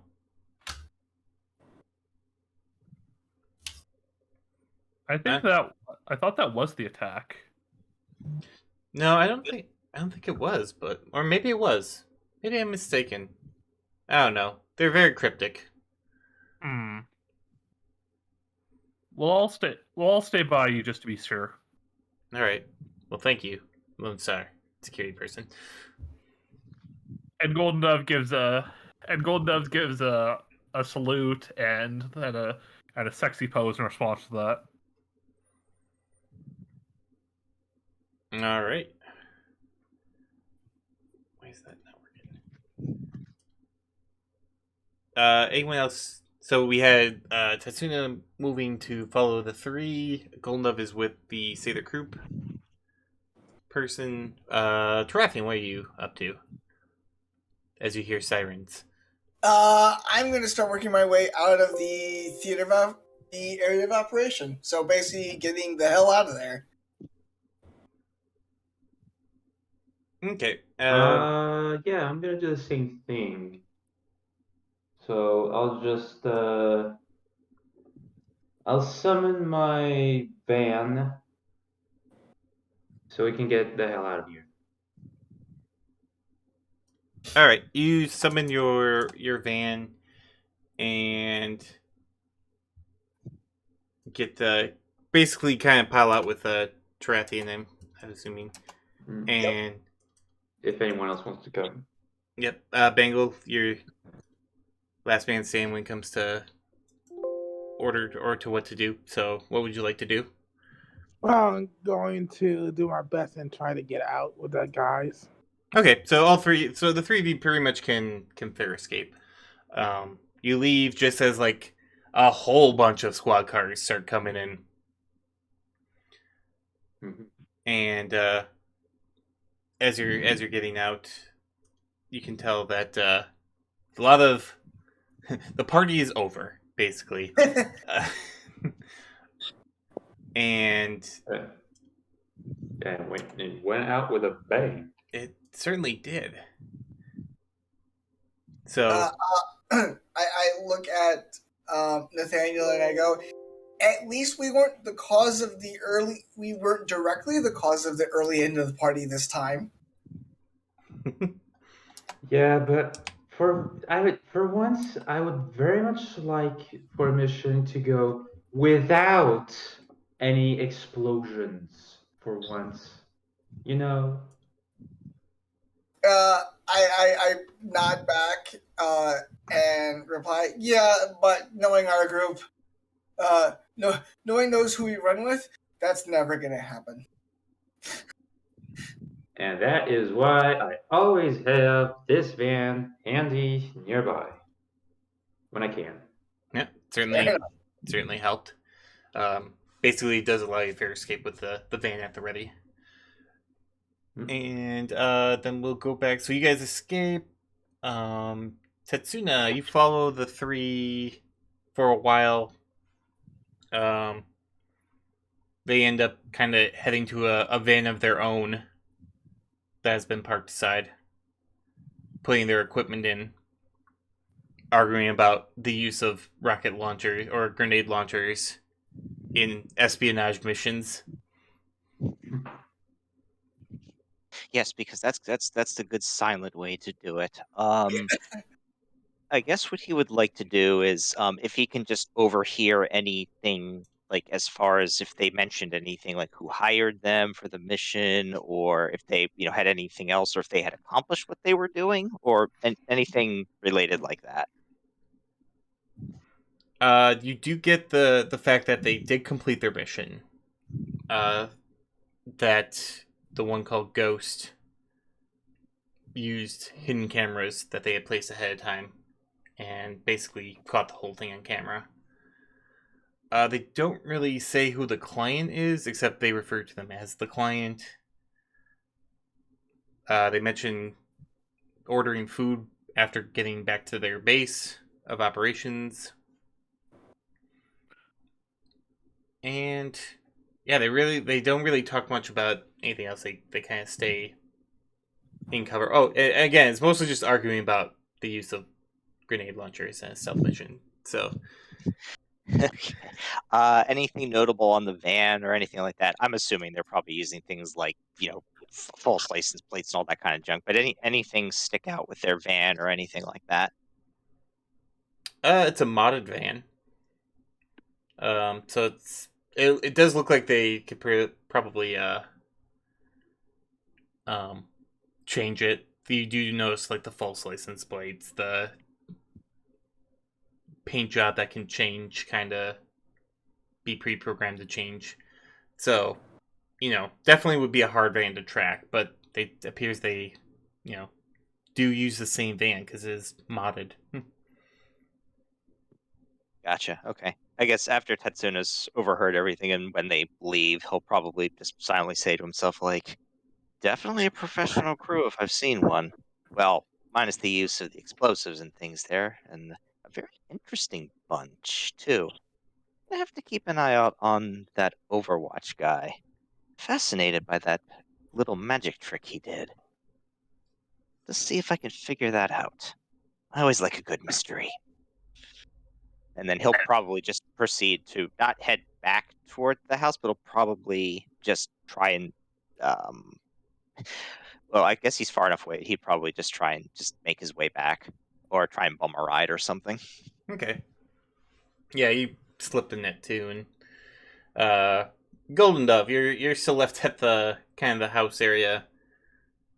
What would you like to do as you see, like, the police are approaching, the guests are being escorted out, and Okay, Golden's gonna say to the City Crypt guy, well, if you'd like to get out, then it's this way. We can see about getting my ride if as needed. If you didn't come with a ride yourself. oh no, I came with the driver. It seems like the excitement has died down. Thank you, strangely sexy Lone Star agent. Do you have a name that I could possibly refer you to in order to get you some sort of commendation?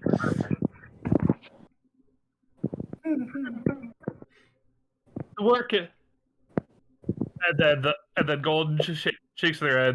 The work of Lone Star Agent is reward enough. Well, Godspeed to you then, and then proceeds to go over to the other, or to the area where people are kind of being escorted out. Make an intuition perception check as you're kind of leaving the area. One. Why did I do that? All right. You just basically kind of head out.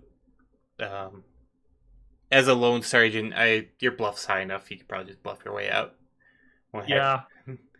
So It's high enough, and I can also do my charisma fine if you need me to. go ahead, roll a charisma and con. There it goes. 4 successes. Actually, wait. Yeah, 4 successes. Yeah, you just kind of basically like they're more concerned about what happened, the fact that the action appears to be over. You know, there's basically they're kind of just like wrapping up. You do see famed detective Blake Griffin on the case, Oh boy. trying to find some justice. Oh boy. He will not rest until he sees justice. Golden's just gonna stay away from Blake Griffin just in case. And just try and go with Hans Gruber All right. on the way out. Oh, there you go. Yeah, you hop a ride with the camera crew. I just imagine now, like Griffin like sees you, he's like, hold on, someone apprehend that strangely sexy Lone Star security agent. He's too sexy. I don't buy it. No, I'm just kidding. So, but you do escape. You get out just fine. And then everyone can head back to Outrix, where you see that Reggie Reggae is still kind of passed out in a different position than before.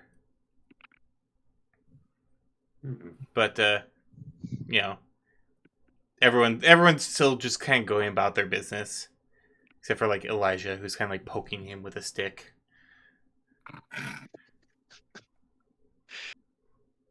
It's, we'd probably just walk up to Elijah and be like, yeah, hey, we're done. Oh my. I'm assuming he's done too, just in a different way now. Yeah, see, he thought that he could keep going after waking up, and it didn't end well. Turns out he tried the same patch twice. Oof. Yeah. I'm sure he'll be fine when he wakes up, though. So did you get the information? Yes, we did. This was rather interesting. Actually got a little bit more than we had bargained for. Looking to the rest of the group, but and would proceed to tell Elijah about what happened with the whole thing with Keldrick from Seder Crew, and about how he wants to strike a deal up with Atlantis, want to sort of be quote unquote first in line, and maybe try and get some of their Megacorp dealings in there, products, all that kind of good stuff that Megacorps would do. Oh wow, that is quite the information. I'm sure the Mr. Johnson will definitely appreciate the inside info. Yeah. Also, might want to let the Mr. Johnson know that apparently there was another team that was after some of the same information, apparently. Apparently they had actually staked out the joint before we got there. Oh dear.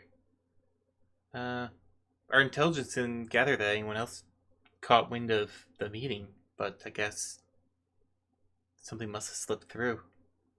How strange that it caught through our net. Usually we're very good at making sure we know if there's anyone else on the case or on the job, as it were.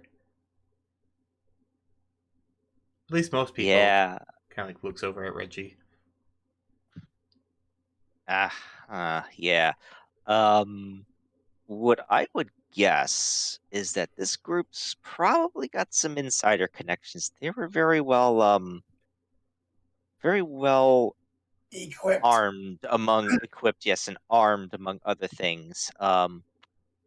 Also a little bit crazy in the head, and I thought I was the only one who was a little bit egotistical with the whole Anubis thing, but there's always a bigger fish in the sea. Oh my. Um. Yes, I see. Well, I'm glad that you all seem to be. Kind of looks over at Bengal with the big hole in the chest. Mostly all right. Do you need a hospital? I don't know. I pretty much somehow still find myself some energy to move. Okay. Would Tetsuna to look over and be like, probably wouldn't hurt to at least get that checked out. Holes in chests usually don't bode well for too long. Indeed. But thank you for the for being so diligent in getting the information.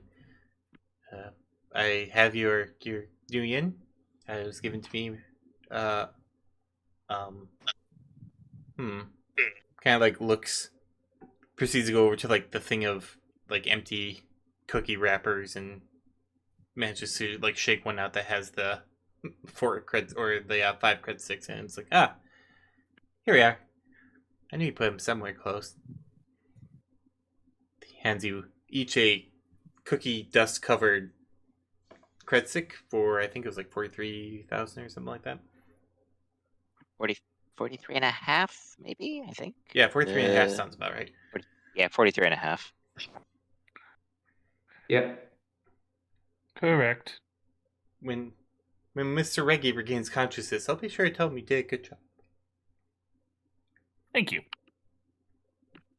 Most appreciated. And yeah, also let him know that there are other runners or other businesses afoot, it seems, in this. But interesting, especially with the whole Atlantean Accords and whatnot, which reminds me, I might have to look something up about that. Yeah, I always get a little squeamish about dealing with Atlantean stuff, but Mr. Reggie said that it's all good and that we should move with the vibe or something.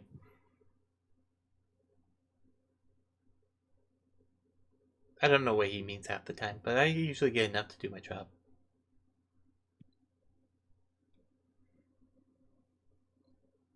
Yeah. So Tetsuna would look over at the hookah and be like, "That the thing that he took the hit from?" Yeah. I'm going to clean it out so he doesn't accidentally do it again. Because I feel like he Well, would. yeah, before you do that, after that last mission, do you mind if I try that? Just to see if it'll calm my nerves a little bit? Oh, go right ahead. I don't think It's we're so- going to use that test badge anyway, so. Ooh, can I have one as well? Yeah, sure. Mr. Reggie always says the more the merrier. I wouldn't do it Sounds myself, but I have a kind of weak constitution. sounds good to me. All right. I guess that does it for now, unless anybody in the group had any questions or anything else we may have missed. Um, oh, Golden, what happened with the Seder Group guy? Did he make it out okay? Yeah, he made it out okay. Things were, yeah, he had his own ride and stuff, and I made it back with the Grouper and Co. Okay, because I know we were a little right. Oh, yeah, Yeah. right. I do have a question after all. But it might be more of a Gruber question. Oh, he's probably still there filming you. Okay, then I'll ask, hey, Gruber, Yeah. did you end up getting a chance to ask the mayor what he thinks of Shadowrunners before everything went down? Oh, I did. Yeah, he's very interested in what is going on because of how they affects the city. He says. Says he doesn't want to be hasty though. He's not a very hasty man, apparently. Noted. That's good to know. Indeed, yes. Hard man to read that one. Well, that's it. Did you get enough footage for what you were after here on this this little run with us? Oh, I got the whole spread. Just all types of footage. I even got a little of what was your kerfuffle out in the gardens. Not much, little far away, but I'm going to have to go through that and see if there's anything good. Yeah.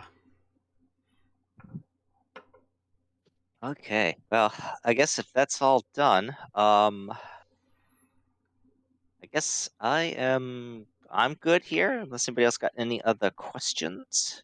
Probably some of us will probably have to go get some other stuff tended to. I'm good myself. Good here Do I get too. to say it now? Do I get to say it now? Yes. Do you get the what? Do I get to say it now? Go for it. Mission complete! Woo. All right. Tetsuna just gives a slow clap. Oh, congratulations. First espionage mission. Yay. That got pretty hectic pretty quickly, It did. but I enjoyed it. I actually am glad I brought Tetsuna instead of Synlanthus this time around. The sneaking and all that magic actually came in handy. A little bit more than I anticipated. Yeah, I know. I was grateful for it. Oh, yeah. Like some of those interactions between your Void Protocol self and Kitty's Void Protocol self. It's like, no, I've seen you two interactive enough that no, that's probably pulling from real life from somewhere Yeah. at some point. Yeah, pretty much. Like words got changed, but no, that probably happened at some point. I mean, just or ask, something similar. I mean, just ask Vera about Payday 2. It's where I draw most. Well, I mean, you That- streamed that, That- so it's yeah, like, yeah, no, that's true, yeah. that's Yeah, we've seen that. At least I remember seeing no, it. So that's pulling from it. Yep. Yeah, So- that character is definitely kind of based off real life. I had to I know you noticed, but I had to mute myself a few times. And I was starting to like laugh a little too much. So I'm like, I'm just gonna mute myself so I can cackle. So No worries there.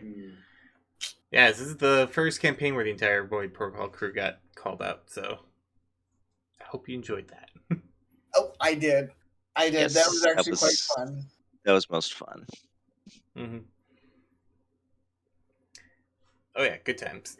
And continuing good times. Because that whole thing is they're still out there. Doing stuff and things.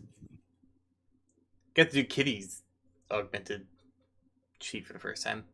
That's a lot of fun. She is a tank.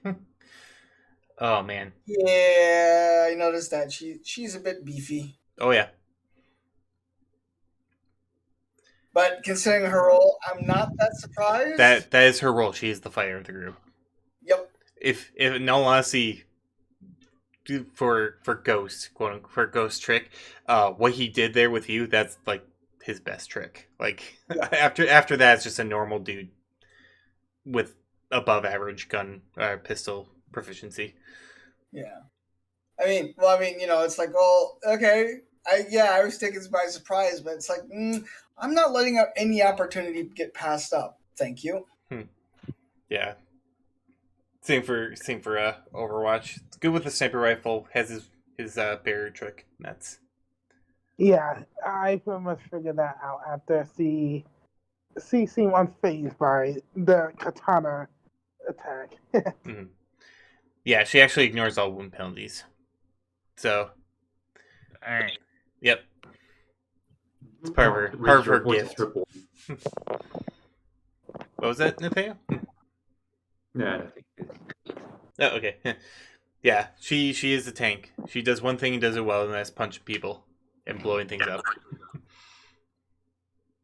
Fair Yes, enough. I go. That's true. But yeah, anything else for otherwise after mission report is open and they'll respond to anything on there that as far as like information or any quick investigation after that. I might have something, but I'll see if I can conjure it up in the after mission. Okay. Otherwise, my like little mini congrats. You foiled a terrorist plot from happening. I will. I do have one question. Where would I find Kahar? You In mean general? you mean Kahal, the Atlantean dragon? Yes. Because I would very much appreciate something like a recap where there's explanations out of him. You can try and contact him. He is kind of a liaison for the surface world. Although Amaret, you now have seen the ambassador, which is Amaret. She is kind of the person from the Atlantis who kind of resides mostly on the surface. There is a Atlantean embassy kind of in New York, so you can try and go there in order to contact them, but contact's always very squiffy, so you have to have a good reason. That sounds good. Oh, what about the follower leaderboard thingy? And Followers, what yes. was the karma thing for this mission? Karma will be 3. Okay. And that'll be close. I cannot count. Okay. And that's going to include whatever the next mission for the month is, correct? So right. okay, cool. Updating the sheets. Okay, so Hey, how much did the last mission give? Because that karma also adds up to my karma, right? yep. Global float karma will be at 73 once everything's said and done. Because I think I forgot to add in the float karma from last month, so that's good to know. Yep. Yeah, I usually just check global karma whenever schedule sign up gets updated. Yep, I always update the global float karma when I do the schedule updates. Let's start with. Let's go around the horn again. So Tetsuna. I have incognito on Tetsuna. Oh, okay, so make it's there. There. Okay. And as always, what seems to be for Tarnio, you hit the max end of the spectrum. Why do I have this again if it doesn't do anything? Keeps you from actually hitting the max. If it didn't do anything. The Igtarnio actually lowers your max threshold by quite a significant amount. Okay, so at least the goggles do something then. Yes, they do. Because if you hit this number and you didn't have incognito, you'd be rolling in followers. It also reduces your minimum follower by quite a bit as well. That being said, though, you are at 877,621. Hey, still I haven't broken shouldn't be 1,000. laughing because I know how my luck runs, so yeah. This will be interesting. I think I'm still trying to figure out with how that works. So let me bring this up. Make sure it didn't change. All right, there we go. Nope. Okay, it's still good. In that case, let me put that in there. 87761.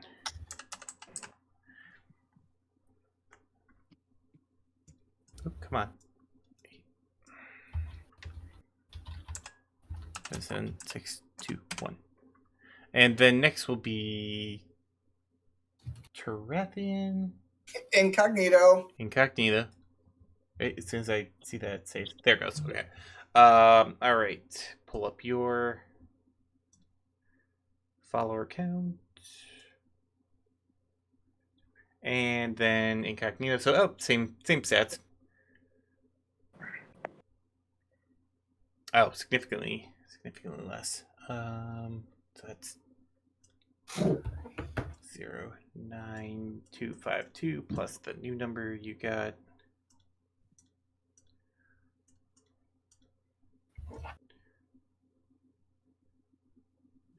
So that puts you makes it all the way at the end to 3,201,801. Wait, say that to me again. 3,201,801. So that's 3201801, correct? Yep. Okay. Hey, Zarin. Yes, most important on the fear counts. Zarin, you're late. Golden Dove. Social media addict. Did the poll for that at the beginning of the run. Yep. So there. And was my sexy... Yep, you're 60. Sexy Lone Star Officer. Impersonation. Which did help a fair bit. Yeah, that was kind of impressive. Oh, and then, of course, hits the lower end. Sad. Oh. Save or open. It counts as an absence. Yes, I would say so. Oops, that's the wrong sheet. There we go.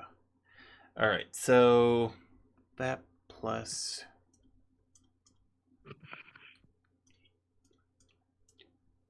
plus.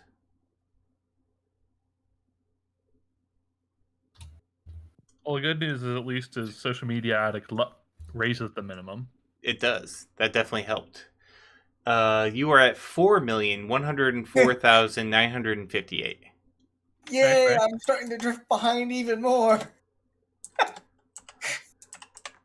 Yeah, your social media definitely helped on that regard. 104,958.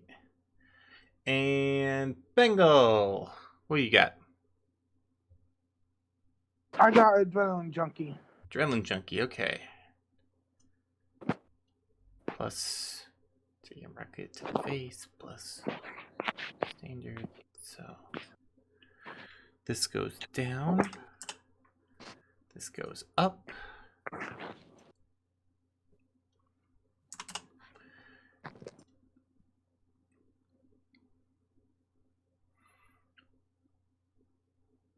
All right, wow, that's a good time to hit the max on that one. So 295. Making sure that's the right one. It is 2951348 plus what you just got. Puts you at 3,475,523. Nice.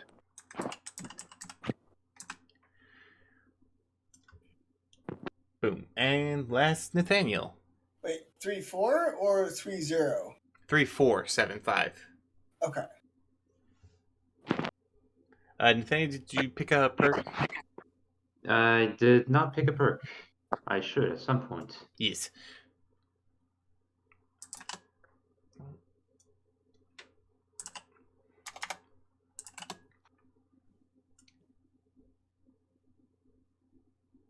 To get the bonus for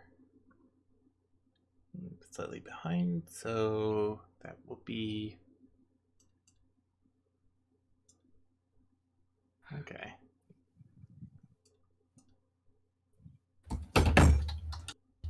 Oh, 1329397 plus what you just got.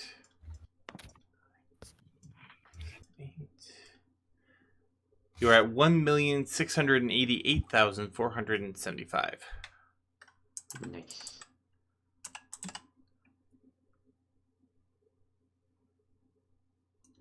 And there you go. Okay. That should be everything then. And yeah, congrats on there's one of two ways that this could go, and you chose violence. But actually that was both helpful and unhelpful. Okay, how was it helpful? You prevented a terrorist attack from happening. Which is what the Void team was there for? No. That was actually going to happen had you not fought the Void team. The linchpin was the grenade launcher going off. As soon as that happened, the attack was called off. Okay, so that's what I must have missed. Yep. So was it not helpful then? If you had helped out with when the attack happened, you would have gotten viral sensation and also hometown hero. Ah, okay. Well, I did already have internet celebrity, so Would have been even more then. Right. Yeah. Oh, actually, I forgot to add your internet celebrity. Hold on. oh wait, I get bonus for that. You do. Nice. I'll just add what it would have added to the total. Oh, that's what you meant. Okay, so you did. That's right. I think somebody did see some people who were running away in like masks, and they were sort of shadowed and everything. So Yes, Yep. I Yep. saw that. okay, you just didn't get a good. You saw, but you didn't see, get a super good view of them. But at least you knew there was something there. Yep. You don't know who they were or where they came from, but you know they were there. That's another 20,000 followers. Nice. I just rounded up. So easy math.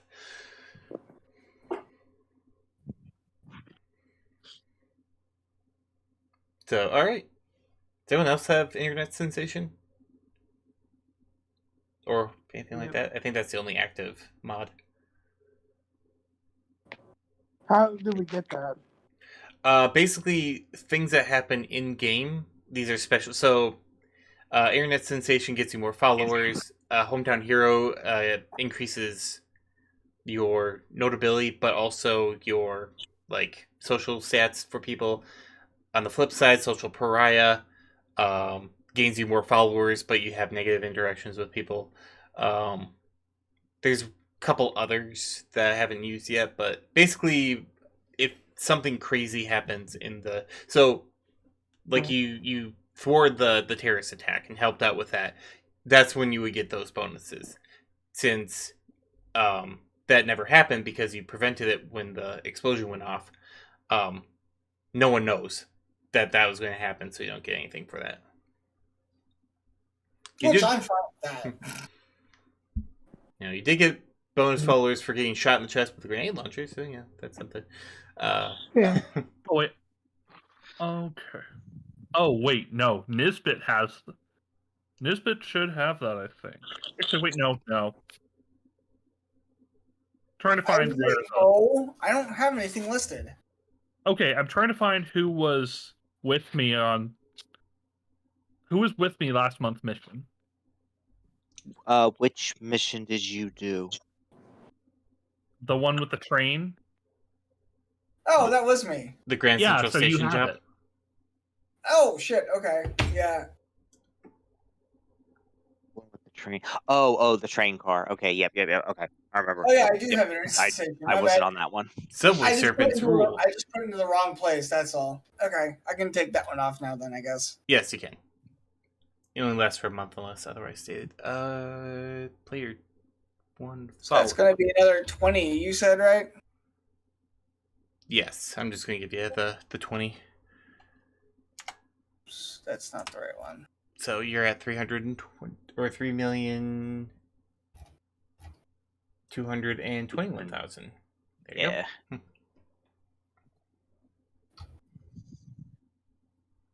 But there you go.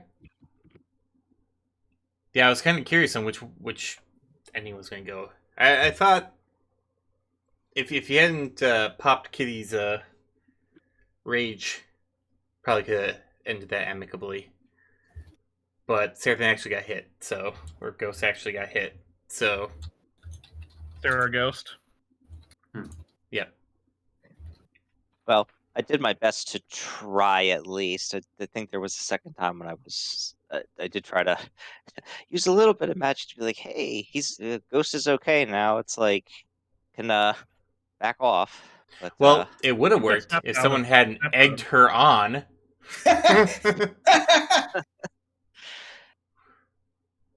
yeah, there was that. But yeah, hey, that's what you gotta roll with the player decision. So it's like, Yeah. Oh, hey, guess what I just got? Let me switch over to YouTube Mirror because I think I have screen capture.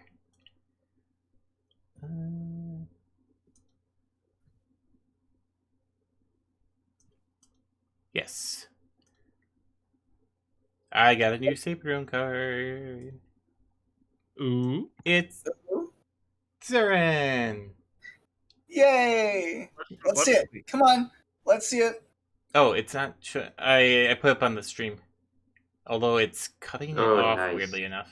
Very, very nice. Hold on. 50 screen. Why is it being weird like that? Hold on, let me just... Oh, you know what? I bet... There we go. There we go.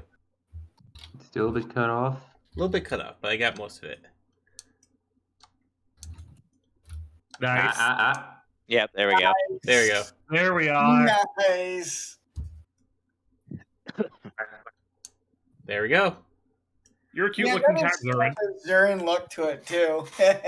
Right? Good times. I have to I have to see how many are left on the docket so I can include the ones that just got hit the 24 months. But there we go.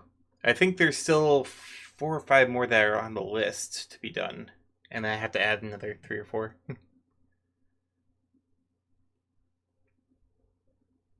Yeah, that's pretty awesome. I have to add that to the carousel. Yeah, I guess all that's left is just to do the after news report, and then that should do it. That should do it. All right, thank you, everyone. Hope you enjoyed. Had a good time. Definitely. Yes, that was most fun. I enjoyed that a lot. And we'll drop out here and then listen to the after news report. Yep. Same. Yeah, me too. All right. Well, see you. See ya.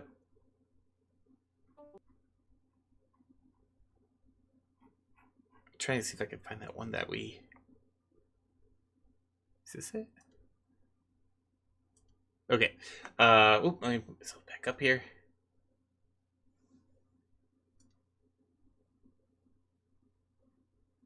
Make sure my Tifa is back working again.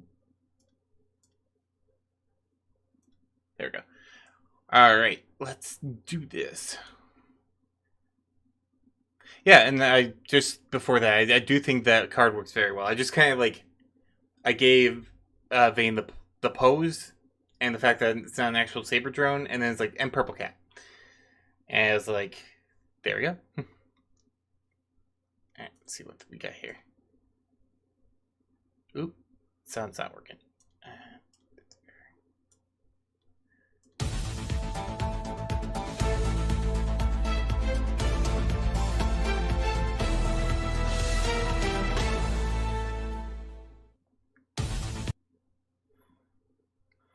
This is the news. Breaking news. I'm Wolf Blitzer reporting. We had a party crash at the mayor's mansion today as apparent Shadowrun activity going on in the back gardens caused the party to be cut short. When asked for comment, the current mayor, Delarue, said that he is shocked that such a thing would happen on such a momentous occasion, and has said that his efforts to look into the ongoing Shadowrun epidemic that seems to be hitting the Big Apple will be looked into much further. Currently on the case is Detective Blake Griffin, who, while trying to be reached for comment, was given a statement saying that justice will prevail and that he will be the one to find it, and that the only party that these perpetrators will be going to is one behind bars. It does appear that there were no injuries in the current in the aftermath of the struggle, and whether or not there is much more than property damage other than the house will remain to be seen. This has been Breaking News with Wolf Blitzer.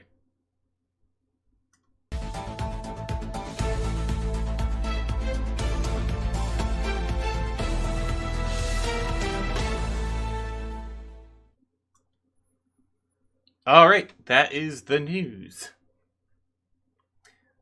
So that was our Shadowrun back from vacation, and got to see a couple of familiar faces when it comes to if you ever seen my comics. As for regular there's another Shadowrun happening on the 27th, I believe. Will be the second one. We'll have D&D on the 20th. So prepare for that. Regular streaming schedule will resume. It'll be for the rest of March, Tuesday, Wednesday, Friday.